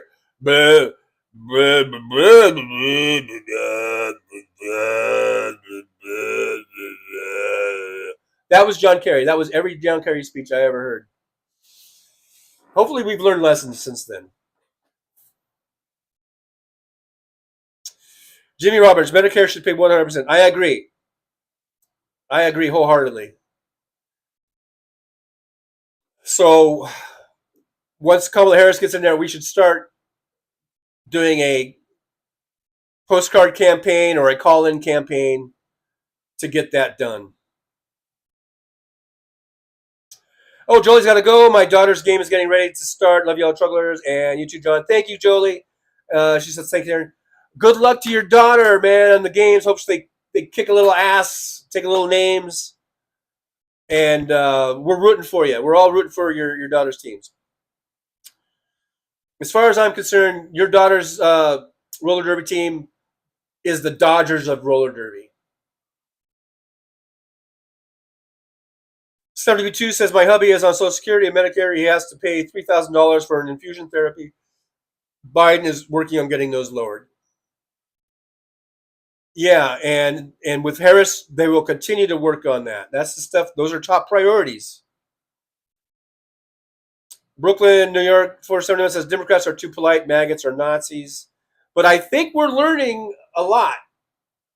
We are learning from Trump, actually. Because when did you ever hear a vice presidential candidate say dipshit at a campaign, as Tim Walz did the other day? I don't think you would ever hear that if we hadn't had Trump. And plus, I think realizing the importance of doing lots of campaign rallies.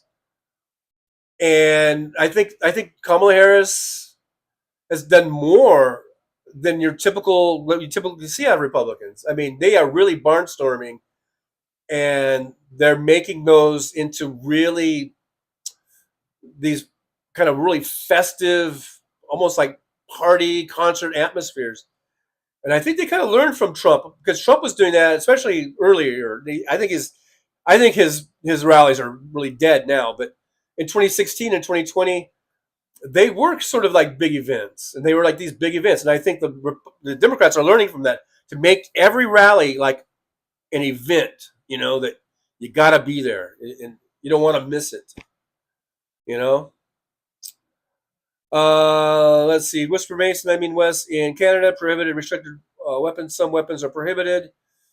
Other weapons are restricted. Jimmy Roberts said Medicare should be federal, get the states out of it. Yeah, because some of the states are turning it down or whatever, and that shouldn't be allowed.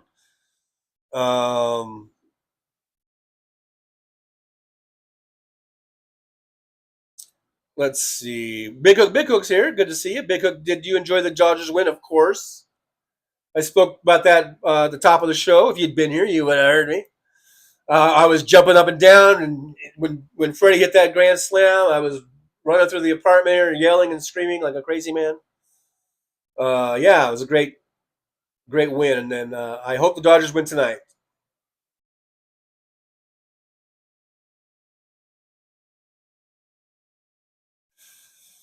Let's see. So somehow we got Wes Webb and Whisper Mason got into some argument about guns. I kind of skipped that. I don't know what that's all about.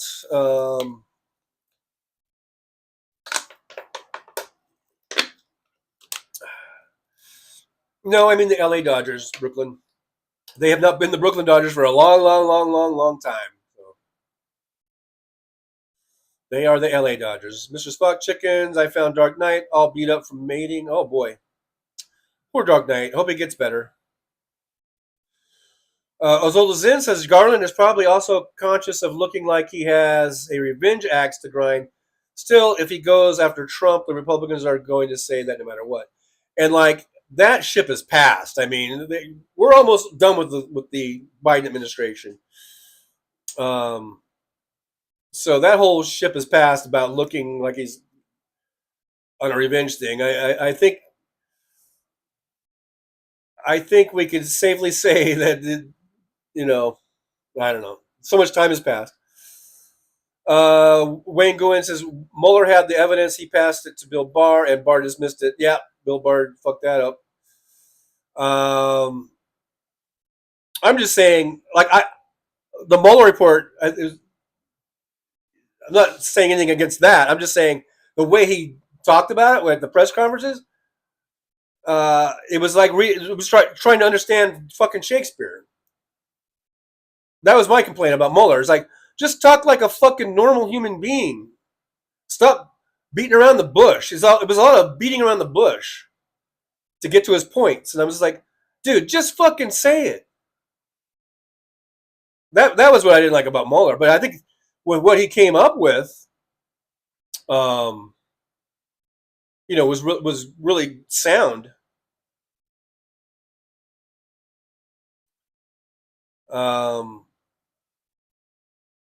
Jeff Curry, I was in the room. Did I just hear John Kerry? Yeah, I was doing a spot-on impression. Oliver Brownlow, I read one of the Shakespeare plays, and the dialogue was full of cliches. I've read a few Shakespearean plays in my time, and they're good, but you got to be in the mood for it, and you got to really sit there and try to figure out that old English shit,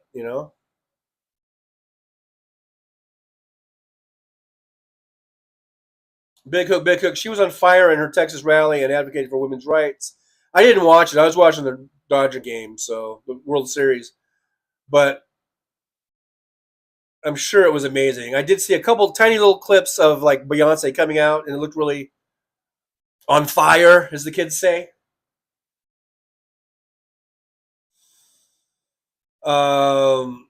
Whisper Mason says, if I'm looking for debt refinancing programs, I put the search into Pornhub instead of Google these days. It's private, and I actually do get more relevant hits. Wow, I didn't know you could do that. I didn't even know you could do that. Aaron West, it's John's Kerry impression. My Kerry impression, I think, is pretty spot on. Nick Rich says we're not going back. That's right, we're not going back.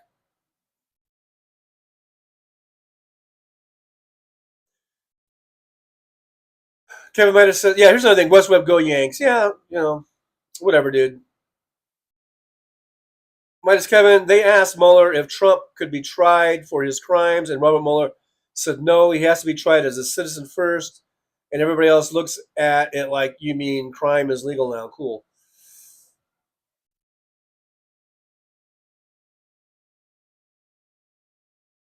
Yeah, and then when he was out of office, Trump was out of office, and then people wanted to try him for the crimes, and then he had some other excuse. Like, there's always an excuse. Mike Williams says, watch Brian Tyler Cohen coverage of the rally. Chat pissed me off. Where's Beyonce? When's Beyonce coming on? I told him Beyonce isn't running for president. I finally told him she canceled.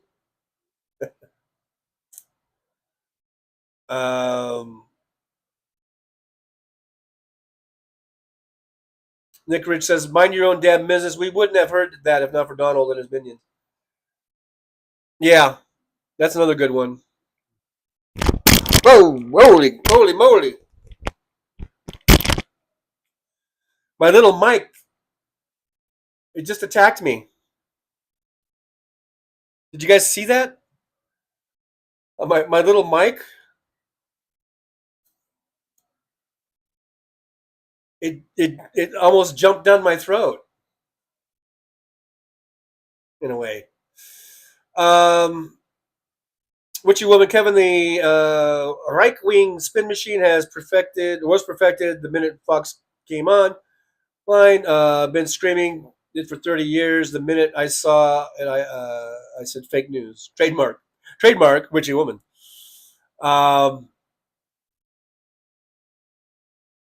Brooklyn, New York says, "Hey maggots, get your hands off our uteri."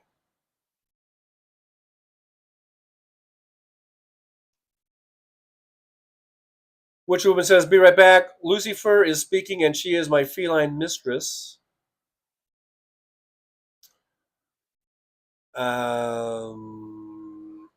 Tim Farrell, Bob Welch versus Reggie Jackson, epic.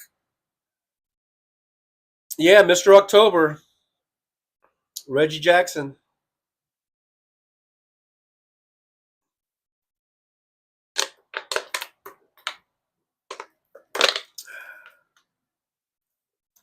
Nick Rich says gun buybacks are a great idea. Send them to Ukraine.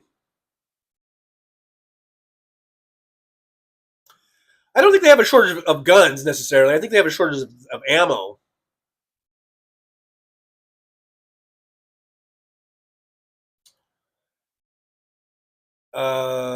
Let's see. You guys talking about Pornhub? Well, I'm going to skip over that.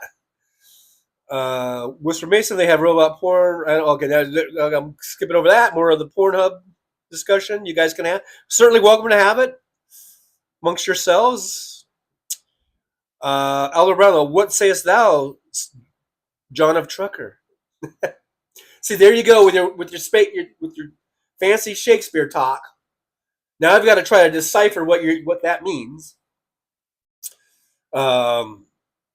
Anyhow,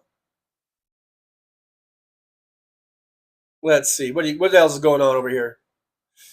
Well, Whisper Mason says, yeah, England has Shakespeare as a measure of their national acting treasures. We have whoever played the Joker last. Yeah, and I don't mean to bash William Shakespeare. And like I've read a lot of Shakespeare plays and poems, and they're fine.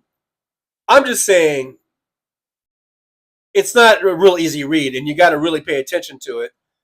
And I don't need Robert Mueller. I really, at a press conference or whatever, I don't need him sounding like Shakespeare. I really need him to just be clear and concise and speak American English, straight to the point. And I just felt like he was always beating around the bush with his shit. And John Kerry, this is boring. He's just a boring motherfucker. I agreed with his policies. In 2004, I was on board with his positions, policy positions, all that. I voted for the guy, but he was boring as fuck.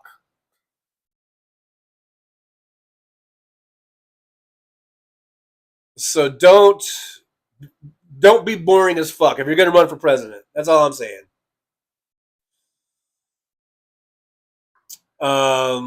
Might just got mic abuse. The mic abused me.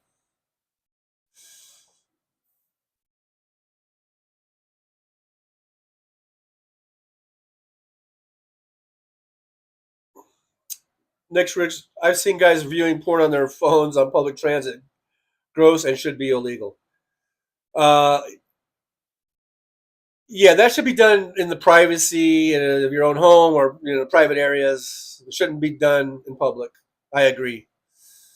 West Webb says 80% of what the North Korean soldiers are paid goes back to the North Korean government. That's what I learned that today on the House Park Show. Keeping with the theme of this being a House Parks after show hangout. So we should at least maybe talk a little bit about House Parks and what we learned on today's show, and that was one of them. So thanks, West Webb, for bringing us back around. I guess that was our weave. Was that our weave? We wove back around to that, to maybe House Parks after show stuff. Whisper Mason says, Mr. Spock, I'd hate to think what Treasury Trail Spock would have to say about it. MJ Daniel, Ukraine needs more heavy weapon systems and equipment. Yeah, they definitely need air defense systems, things of this nature. Nick Rich says, cowards die 1,000 times before their deaths, but the valiant taste of death but once. Shakespeare! Wes Webb says, there are plenty of Shakespeareans who cashed in on their fame. God bless Maggie Smith.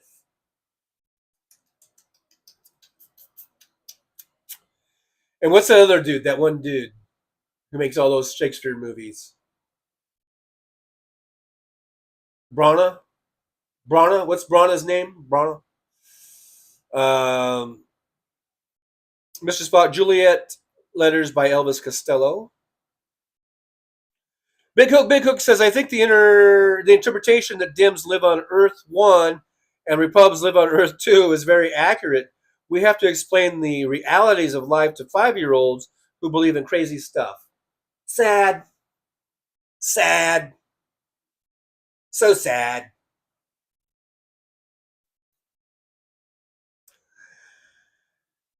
Whisper Mason says, MJ Daniel, I'd like to send them another 1,000 Bradleys. That seems to be the champion of this war.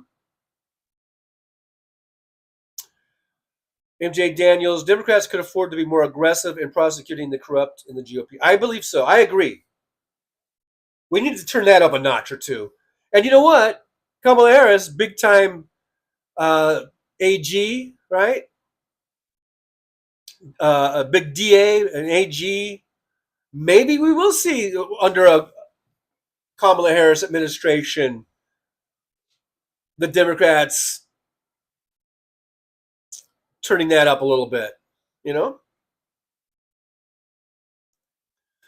Jeff Curry says, if I ever get on Jeopardy and they announce Final Jeopardy is Shakespeare, you will hear me in the background haltering, son of a bitch.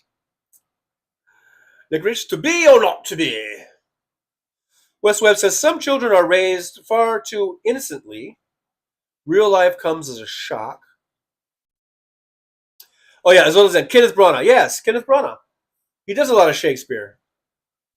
Thank you, Isolde. Wes Webb, Jean-Luc. Whatever. Yeah, Kenneth Branagh. Whisper Mason says, the North Korean Special Forces are regular forces that are given actual food. Well, that's good.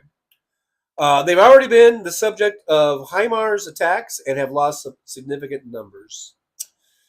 You know, I mean, I don't like people dying. I don't like war, but, you know, and they're just being sent. They're just doing what fucking Kim Jong-un, Il Moon, whatever the fuck his name is. They're just following orders, but God damn it, fuck around and find out, right? MJ Daniel, Patrick Stewart did a lot of Shakespeare before Star Trek. I bet he did. You know what I mean? Let's see. David Windler, to be or to flee. And what's happened to the top? Remember, there was lots of concern. We had lots of concern about Donald Trump fleeing the country. Is that still in play? We're only, 11 days, 10 days from the election? A lot of people were, I remember in this chat, talking about Donald Trump fleeing the country. Is that still in play? Do we still have to worry about that? Or is that, no, like I said, I think every law enforcement agency in the country, of course, is watching him like a hawk. But is that still something to wonder about, let alone worry about it? Azolda Zen says, I loved him, Denzel Washington and Keanu Reeves in Much Ado About Nothing. Yeah, Keanu Reeves, he got kind of panned for doing that. And he's like, whoa, to be or not to be, dude, or whatever. I know that he wasn't doing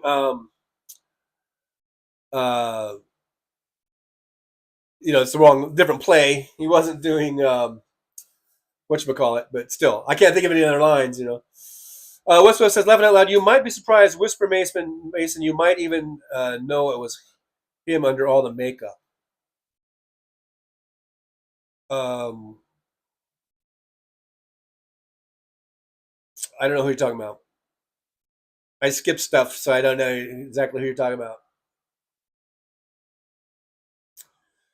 Whisper Mason says, West Webb, I know plenty of preppers that get dealt a lot more reality than that. Jimmy Roberts would like to see Kamala appointing Glenn Kirshner as the AG. That would be interesting to see if Glenn Kirshner is all talk or if he's the real deal. It's easy for someone to get in front of a camera, in front of their tiny little microphone, and talk a lot of shit. And it's quite the other thing to actually be in that position of whatever it is they're talking shit about. I'm not saying Glenn Kirshner wouldn't be good. And apparently, I mean, he's got decades of service as a prosecutor and all that kind of stuff. So he has a record to back up stuff. But I'm just saying, and it would be interesting to see, because he does talk a lot of smack about Garland and stuff too. So, although he has kind of defended Garland a lot too.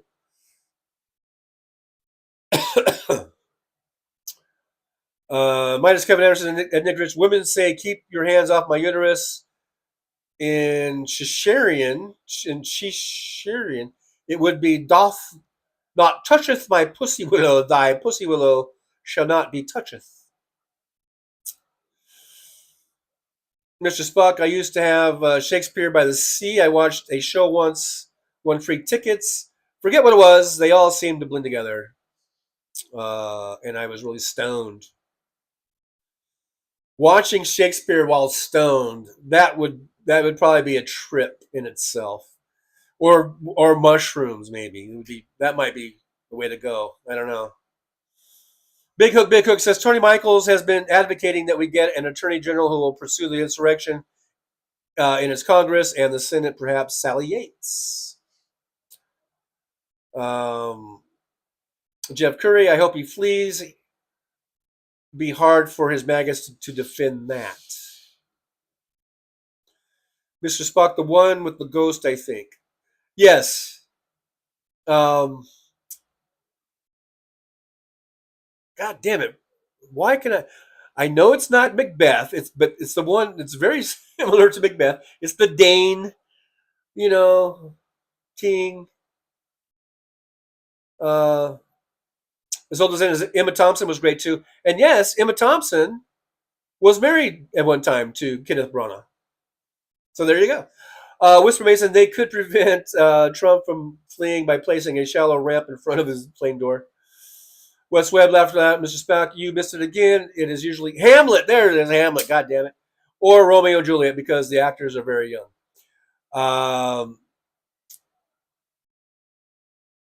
Wes Webb, Jean-Luc as the Joker. I don't know who the fuck Jean-Luc is. Who the fuck is Jean-Luc? Is he some French actor that no one in America gives two shits about? I don't know who Jean-Luc is. Dave Willer, he flees November 4th, doesn't need a passport or plane. Yeah, but I don't know. He's a convicted felon. They should have taken his passport away. You say he doesn't need one. I don't think you can just leave the country. I don't think you can just flee if you're a convicted felon awaiting sentencing.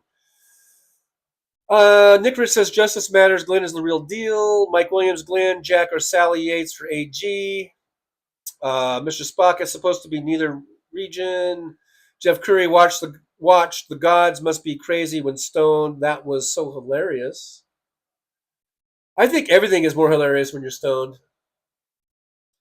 Yeah, Wes, I already figured out it was Hamlet. Thanks to whoever else put that in there. Big Hook. How convenient that the text message of the Secret Service detail of Trump disappeared and the phones were destroyed. Yeah, that's definitely fishy. Fishy, as I like to call it. I like to call it fishy. It's a little thing I made up, calling it fishy, because it stinks like fish. Nick Rich, Patrick Stewart. Oh, you were talking about Patrick Stewart being in heavy makeup or something? Oh, Jean-Luc Picard. Is that Jean-Luc? That's his name in fucking Star Wars or Star Trek? I don't really watch those shows. All around though, I hate when I make typos. Me too. I hate it when you make typos. Oh, okay. Mike's Kevin, Jean-Luc Picardo, whatever his name was. Yeah, that was a Star Trek thing. I don't give a fuck about Star Trek names. Wes Rich, it's a secret. David Willer charters a plane. Mr. Spock, I think Rob Glenn will pop in shortly to give the thumbs up. Why do you think that? Why do you think he's going to pop up? Sometimes he does pop up, but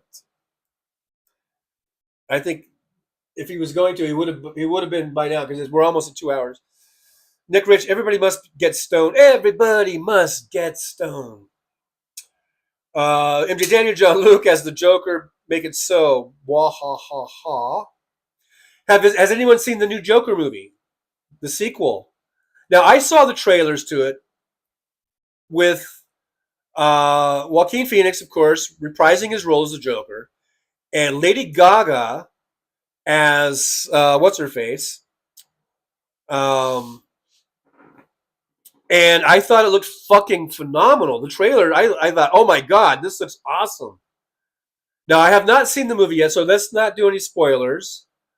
But it's been getting kind of critically panned. I'm not sure how I was doing box office wise. I guess nothing like the first one did. It's getting panned. I've heard that they don't like it. People don't like it because it's like it turns into like a musical, where they actually are singing like musical tunes, like a musical. That's a spoiler, maybe. I'm sorry about that if that's a spoiler. But I haven't seen it yet. I still want to see it because I thought, like I said, the trailers for it, I thought, look, it really drew me in. I really piqued my interest. I really wanted to go see it. And I still, at some point, I'm going to see it. But man, if anyone see it without spoilers, can you say did you like it or didn't like it? I did pick up a passenger a couple weeks ago, who had just come from the movie, and that's what he saw. Because I usually, if I pick somebody up at a theater or movie theater, I'll say, "Hey, so what'd you see?" And he was a kind of a young guy, probably maybe very early 20s. I'm not sure if he was still a late teenager, but around there, 19, 20, probably 21, maybe. I don't know, whatever. It was a young guy, and I just asked him, "So, what'd you think about it?" And he goes, "It was all right," or something like that. And then and I said, "Yeah, a lot of people say they don't like it." And he goes, "Yeah." He goes, "It's not as good as the first one," and he said it was kind of weird because of the singing. Like he brought up the singing. He said that was really weird and really like took you out of the movie, and it just didn't really make sense. And then, so I said, "Well, should I see it, or is it worth seeing?" And he did say, "Yeah, it's worth seeing. You should go see it." He goes, "If you saw the first one and you liked it," he goes, "you should still see it." He goes, "It's worth seeing." He says, this is what his little thing was. He says it's still worth the ticket price. That's what he said. Even though he was disappointed with it and he didn't like the singing, but he still said it was worth seeing. So based on that guy, that passenger, I'm going to go see it at some point. I'd rather see it in the theater, but I might not. I might end up seeing it on streaming or something. But if you guys saw it or what do you think about it, let me know. But again, let's try to keep the spoilers to a minimum, just in case. Big Hook is, if Fox is spreading Russian disinformation, they can lose their license. I don't think they have a license. Well, I mean, on the cable's cable. That's a whole different thing than. I mean, if you're doing over the air broadcast channels, they have to have an FEC, not FEC. They have to have the license for over the air. What is it? FCC license. But stuff over the cable, that's a whole different ball game. I don't think there's any licensing for that. Wes Kevin says MJ Daniel Joker, why make it so? Quesadilla 79, I'm sick of them glamorizing mental illness. I guess, were you talking about the Joker movie? Is that what that's about? MJ Daniel, probably going to skip that one. Jeff Curry Riot is almost here. Rock on, people. You rock on, Jeff Curry. Thanks for being here, Jeff. Hopefully we'll see you on the next one. There's my schedule. Right there. Schedule. Nick Rich, I haven't been in a movie theater since 1985. Saw The Right Stuff. Oh my God, Nick. That's a long time. The Right Stuff, great movie, by the way. I love that movie. But I don't go to the theater as much as I used to, especially post-COVID. I guess I kind of got used to just watching streaming and stuff like that. But I like going to the movies. I know, you pay exorbitant prices for the popcorn. I'm always a sucker. I get a popcorn, and I'll get a Coke, and the Cokes are very expensive, and all that shit. But I know it's just sort of like, it's like a day out. It's like a little thing to do. That's like a little special day. It's just nice to get out of the house and not watch everything in your apartment. You know what I mean? It's nice to go to the mall or to wherever the big Cineplex is and go and just make a day of it. Go get something to eat. Go see the movie. It's like a thing. It's like going to an amusement park or something. Wes says, laughing out, Big Hook. Probably not. They would need a lot of public complaints on file, but they are not over the airwaves, so rules are not so tight. Yeah, they're cable. So there's really nothing that can be done about it. That in that sense. West Webb, if they could bargain to get made. I don't know. Whatever that's about. Kevin says, minus Kevin says, but really, trucker, Lady Gaga, Harley Quinn, my boss's name is Fernando, laughing out loud. Wait, but really, trucker, Lady Gaga, Harley Quinn? I don't know what your complaint is. I don't know what your beef is. I thought she looked, at least in the trailer, I thought she looked great. She looked crazy. This is a whole different, this is not the what's her face, the Barbie version of Harley Quinn. This is the gritty, dirty version of the Joker and everything. I thought she, at least in the trailers, looked like she pulled it off great. Fancy's here. I'm late. Hey, Fancy. Never fear. Fancy is here. Good to see you, Fancy. Thanks for joining us here. And like I always say, better late than never. Even though we are over 2 hours now, and I'm probably going to be ending the show any minute now. But I'm glad you came in. It's always good to see Fancy. It brightens my day when I see Fancy in the driver's lounge. So thanks for being here. KZD 79, our movie theater has reclining seats and tables. Yeah, some of them are awesome. Some of them you can just push a little button and someone will come and take your order. You don't even have to go to the snack bar. Some of them serve beer and wine. I mean, there are some great theaters nowadays. It's the whole thing, man. Nick Rich says, I saw 2001: A Space Odyssey at the same theater about 6 years before that. HAL 9000. All right, Nick. So I guess the theater isn't your thing, but that's fine. Hey, to each their own.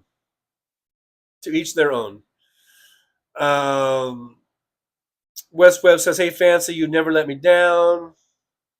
You never let me down. Everyone is saying hi to Fancy. When Kevin is saying hi. Everyone loves Fancy. West Webb, the roof on my childhood movie theater fell in. That's not good. Did it fall in while you were there watching the movie, or was it like old? Was this like after, like it was just sitting there vacant? Yeah, everyone. Boy, look, everyone's saying hi to Fancy. Awesome. See, I told you, Fancy. Everyone loves you, and we're glad to see you. And we're glad, even though it's late, better than never.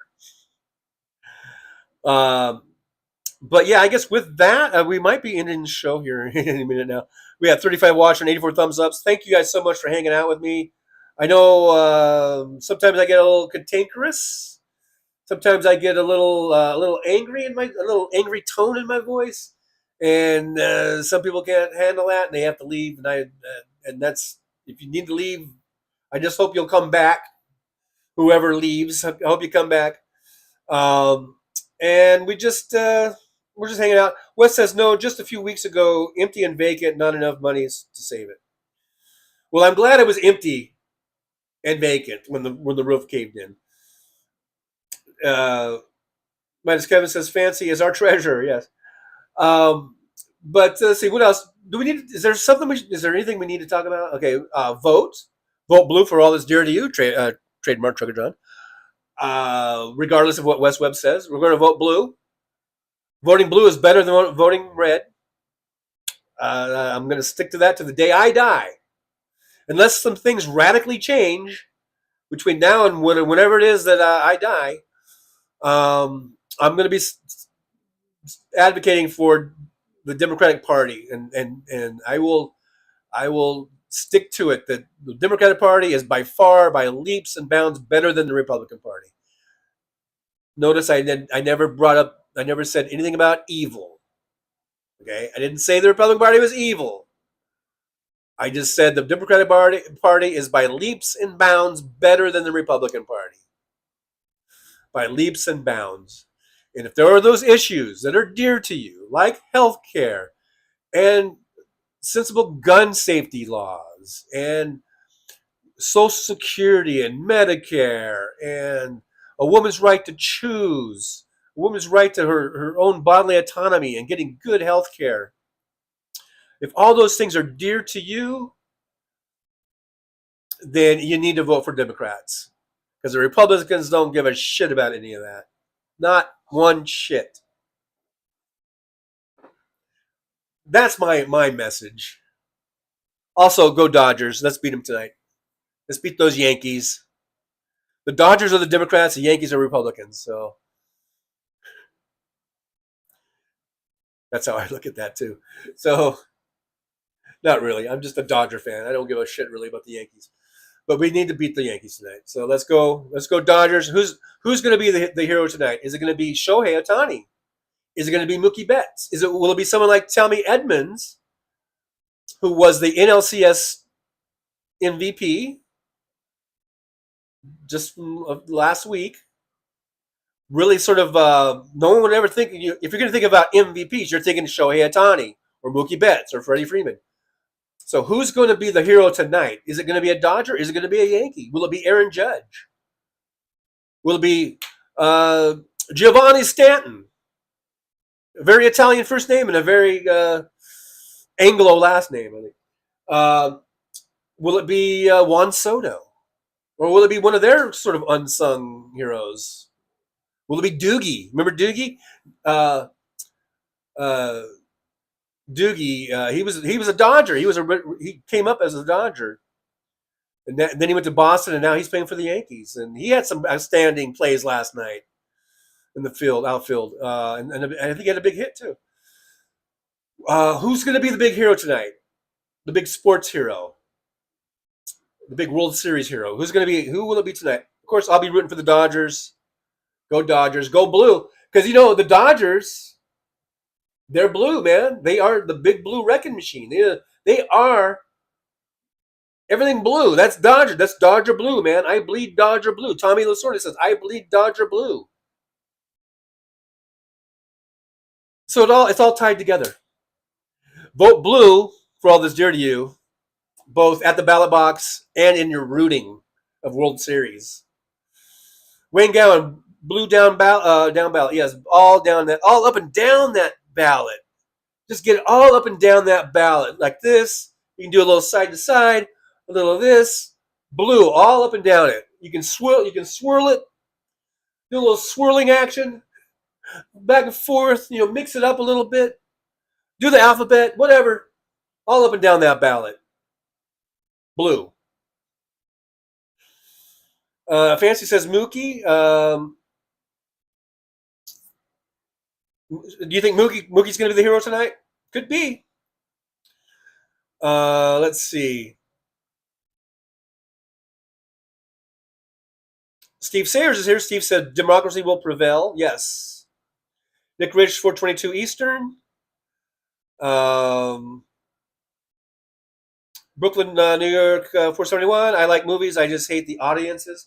I've never really had too many problems with audiences. I know that a lot of people, maybe it's a New York thing, because I think Howard Stern used to always complain about going to movies and there would be disruptions and stuff. I think I've only had a disruptive crowd, maybe once or twice in all of my 50-something years, because I'm 64, but however long of watching movies in movie theaters. I can only think of maybe once or twice of having a crowd where I was like, either I'm going to complain to management about, or I'm going to leave, or whatever. And really, other than that, I've never had any problems. But I'm usually in California, and I think California is much more laid back, actually. Although I don't know anything about New York. I've only been there like once or twice, so I guess I'm being very, very judgmental. Brooklyn Nerick says, I like movies. I just say, oh, I already read that. I just read that. Steve says, Gil Hodges. Yes, Walter Alston. I don't know. Are we just throwing out manager names? Well, Gil Hodges is also a player, first baseman, back in the day. Wes Webb, Aaron Judge, Juan Soto, Clay Holmes. Oh, you're throwing out names. Are they all three going to be the hero tonight? I was asking, who's going to be the hero tonight? Pick one. Jolie says, half times they're up 18 points. Yay! All right, Jolie, congrats. Hopefully they can keep it up for the second half. All around, though, Doogie, yes, that teenage doctor. Mr. Bob Newell, yo, Trucker John, sup? Hey, Mr. Bob Newell, sup with you? Mr. Bob Newell, can you hear me? Can you hear me, Bob Newell? Can you hear me? Minus Kevin Anderson, assist by Fancy. Fancy, hi Jolie. Wes Webb had kids running from the ushers after trying to sneak in. Bob Newell, is Frank Robinson still playing? Frank Robinson is playing in the Field of Dreams in Field in Heaven, because he did pass away. I'm pretty sure. Yeah, he passed away pretty recently. But I'm pretty sure he'd be up there in the Field of Dreams Field in Heaven. Or I guess in the Iowa cornfield, or wherever it's at. Wes Webb says it takes a team. Duh. That's not the point. I said, who's going to be the hero tonight? Last night, Freddie freaking Freeman was the hero. Okay? There were a lot of other plays that you could say, well, this was a key play. This was this Dodger did that and led up to this and led to that and led up to that moment. But still, you got to say Freddie Freeman was the fucking hero. Jesus, Webb, you can't get anything straight, can you? Fancy says Mookie is the hero today. Okay, so she's going to put her money on Mookie. And Mookie is a great player. Mookie, Shohei Ohtani, Freddie Freeman. I mean, my God, those are three future Hall of Famers right there. Mr. Bob Newell, can you hear me? I'll hang up and listen to your answer. Okay. Brooklyn, Blueprint Pinstripes. Fancy says, yeah, it's Mookie's turn. Mr. Spock, didn't Neil Patrick Harris play Doogie Howser? I believe he did. I believe you're right. I believe you're right, sir. I believe that's correct. Mr. Bob Newell, did you get your groceries? I did. During the show yesterday. Were you not watching? It happened during the show. I got those groceries. Wes Webb says he might have struck out just like Casey. And Fancy says, yeah. About Doogie. Oliver Allo, Freddie Freeman is Captain Marvel Jr. Freddie freaking Freeman, man. I mean, the guy is amazing. What he's done, and to watch him play every day. I've been watching Dodger games, and I mean, the guy, he had a serious thing with his son, I think his son is just, 5 or 6 years old, and he had some sort of illness. And it was to the point, if a big league player has to take time off from the team because of a family illness, it's fucking serious. Because the only time they take off is maybe for a pregnancy, and they'll take off 1 day for that or whatever. And that's a maybe. Or if there's a death maybe, or a really serious injury or illness, and his little boy was sick, and Freddie took, I think, a week or 2 off or something, and then they got the illness was under treatment, and I think his boy's doing fine. But still, that was a really serious, scary thing for Freddie, and and not to build him up like he's some sort of that makes him some great person or extraordinary, because everyone goes, there's so many people that go through those type of things, right, and to deal with family illnesses or their own illnesses or whatever. But still, I mean, so just to tell the story here, he did go through that, and then he's had some really serious these ankle injuries and stuff, and he's been playing through the pain, playing through the injuries, and still getting out there and clubbing home runs and clutch hits and making plays at first base. I mean, when he's not playing first base, it's kind of you kind of get worried over there, because they put Max Muncy over there, and he does fine. Max Muncy's a good fielder, but Freddie Freeman, man, he can pick. He makes such great picks on low throws. He can dig it out of the dirt. He's like 6'5", or 6'4", 6'5". He's got this long reach. Can play first base like nobody's business.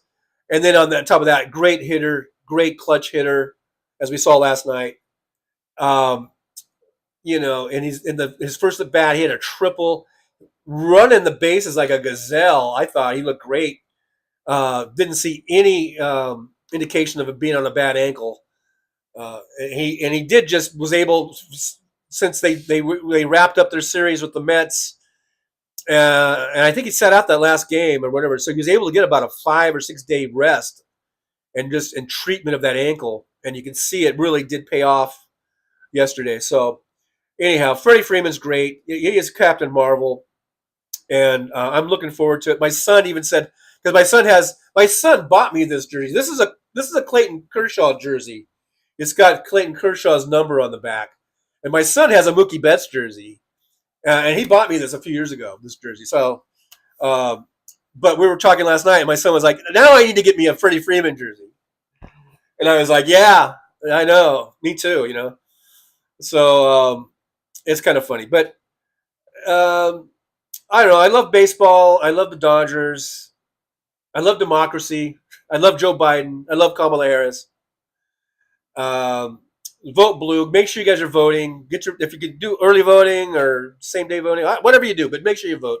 Make sure you vote blue all up and down that thing. Like I said, I did get a little graphic earlier on that, so I'm not going to repeat that. But let's do it. Let's do it to it. Let's keep the big Biden boom economy going.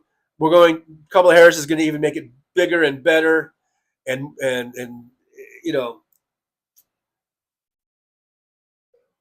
we cannot have another 4 years of Trump. We just cannot do it.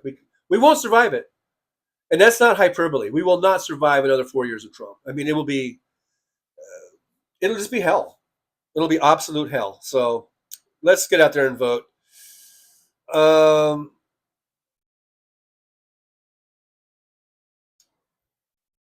Minus Kevin, don't forget to say Shazam.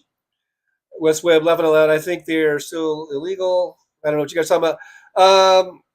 Mr. Bob Newell, I confirmed my mail ballot. All right, good for you. Jolie says, out again. Have a great day, everyone.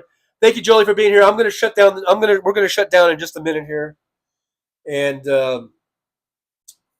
but thanks for all that you do. Thanks to Aaron for helping out with everything.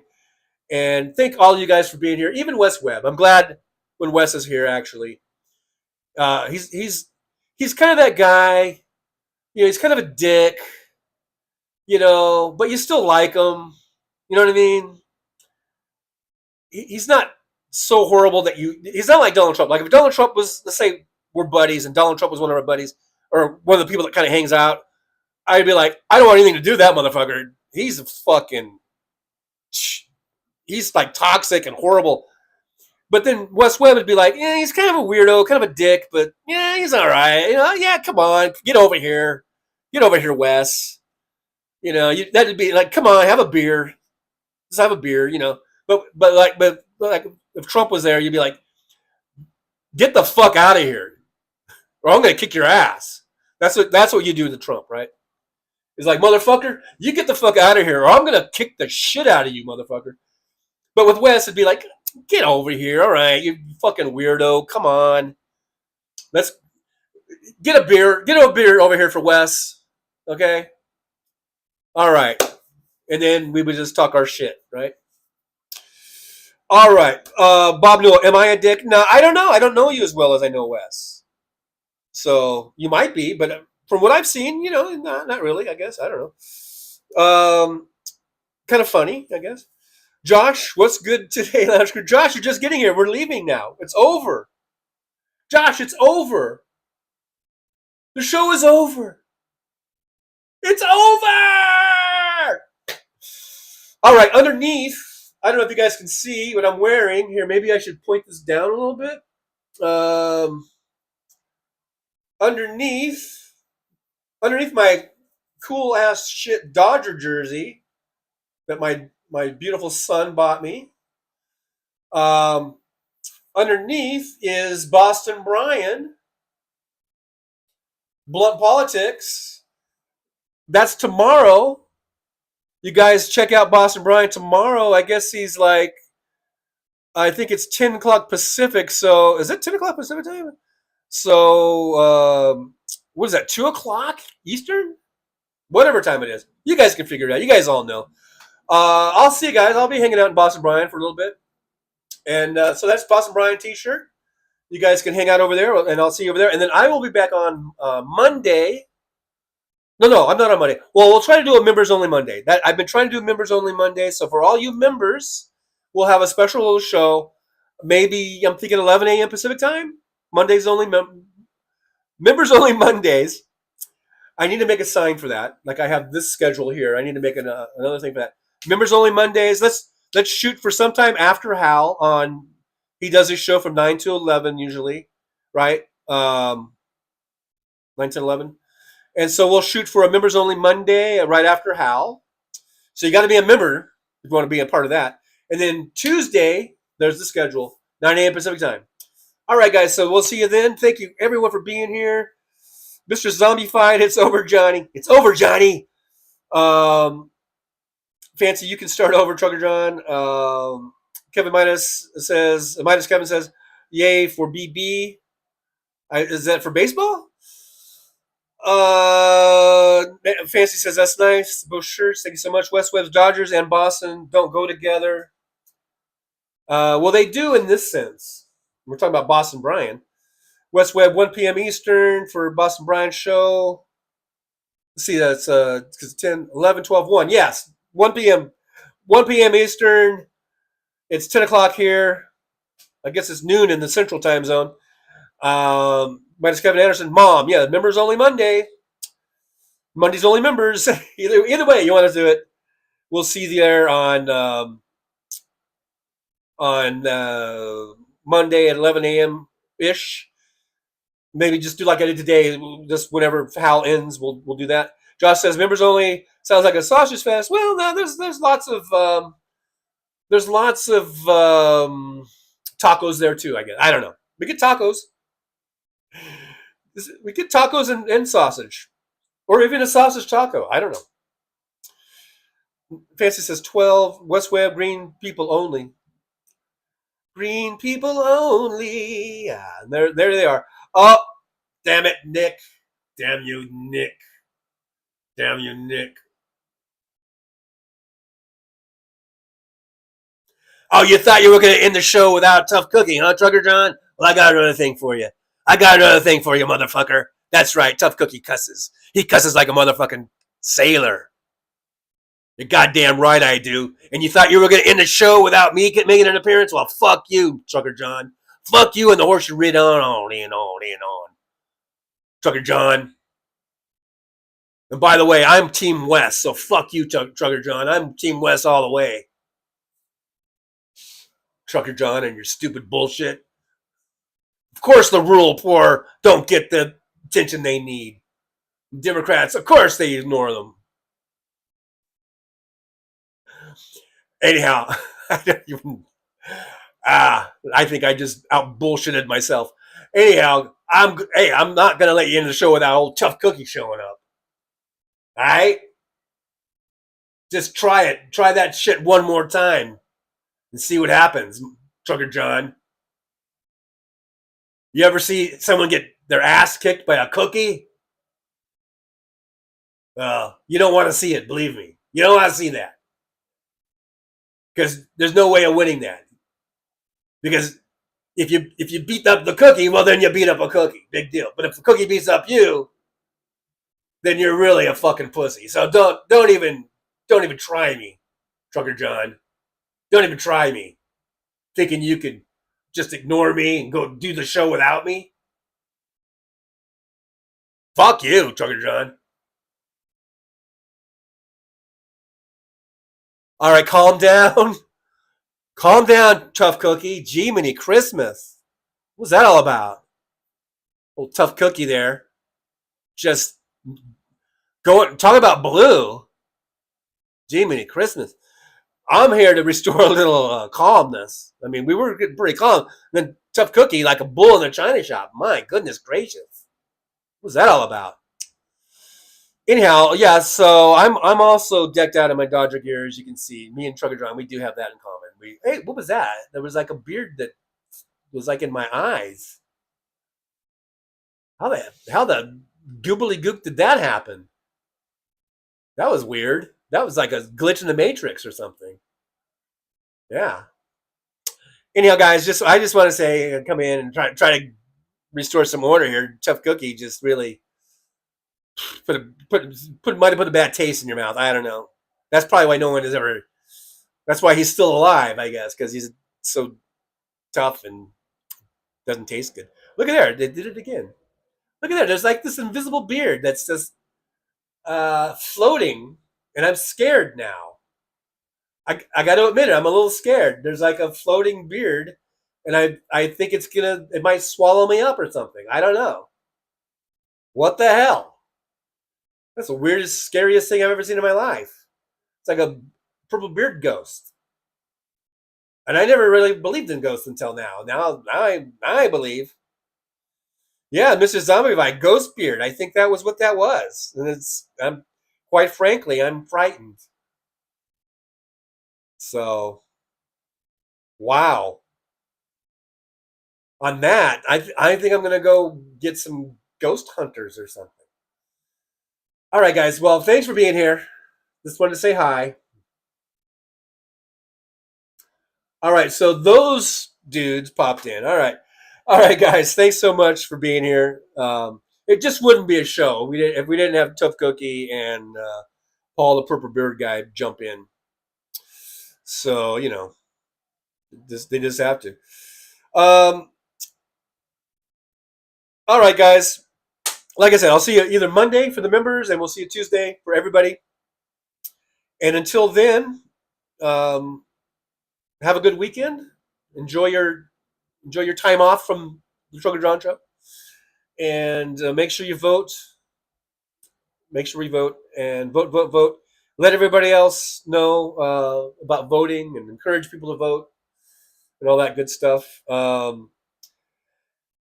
And again, just thanks for watching. Make sure you like, subscribe, and share. Let's grow the show. Let's get the show to 100,000 so I can get a plaque. I need a new plaque. All right, guys. Thank you so much. And also, one more thing.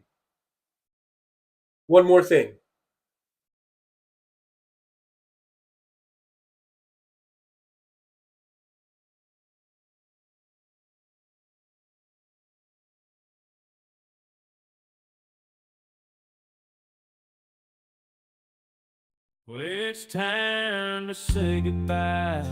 The show has come to an end. But don't be sad, no, don't you cry. We're all gonna come back and meet again. Have some fun times, hopefully nothing too bad. We might talk about war crimes. Might talk about Baghdad. I doubt we'll talk about door chimes. But if we did, I'd be only too glad. So high style of Easter, baby.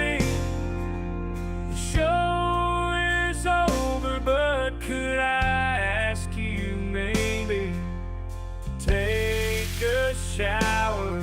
No, that's not what I meant, but I couldn't think of anything to rhyme with over.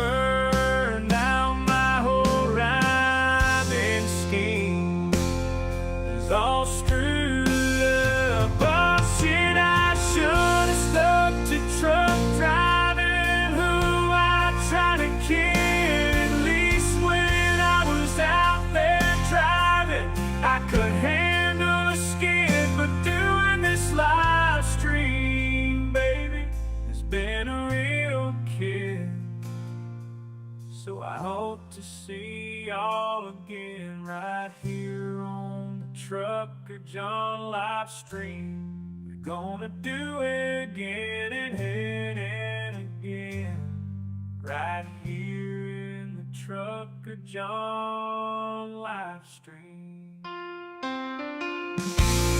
Yeah, the Trucker John live stream.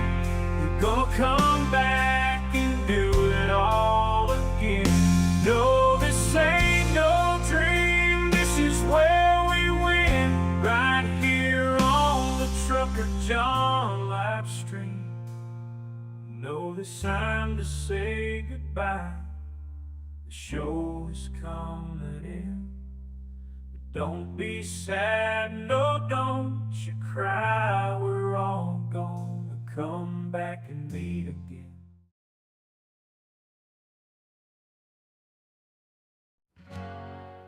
Well, it's time to say goodbye. The show has come to an end. But don't be sad, no, don't you cry.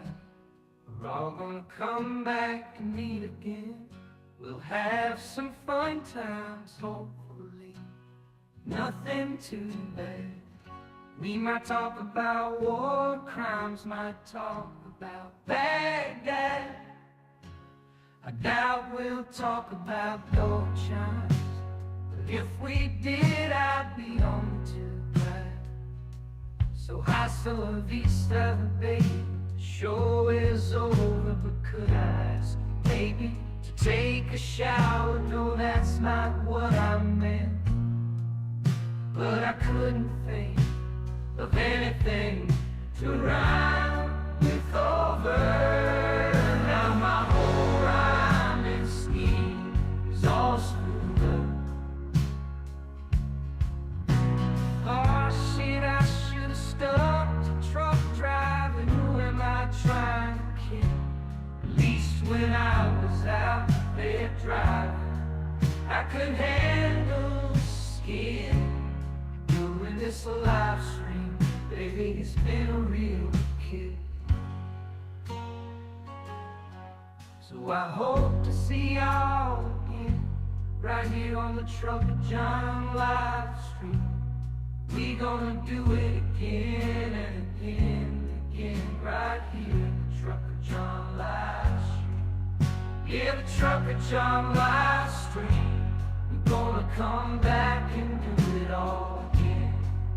No, this ain't no dream.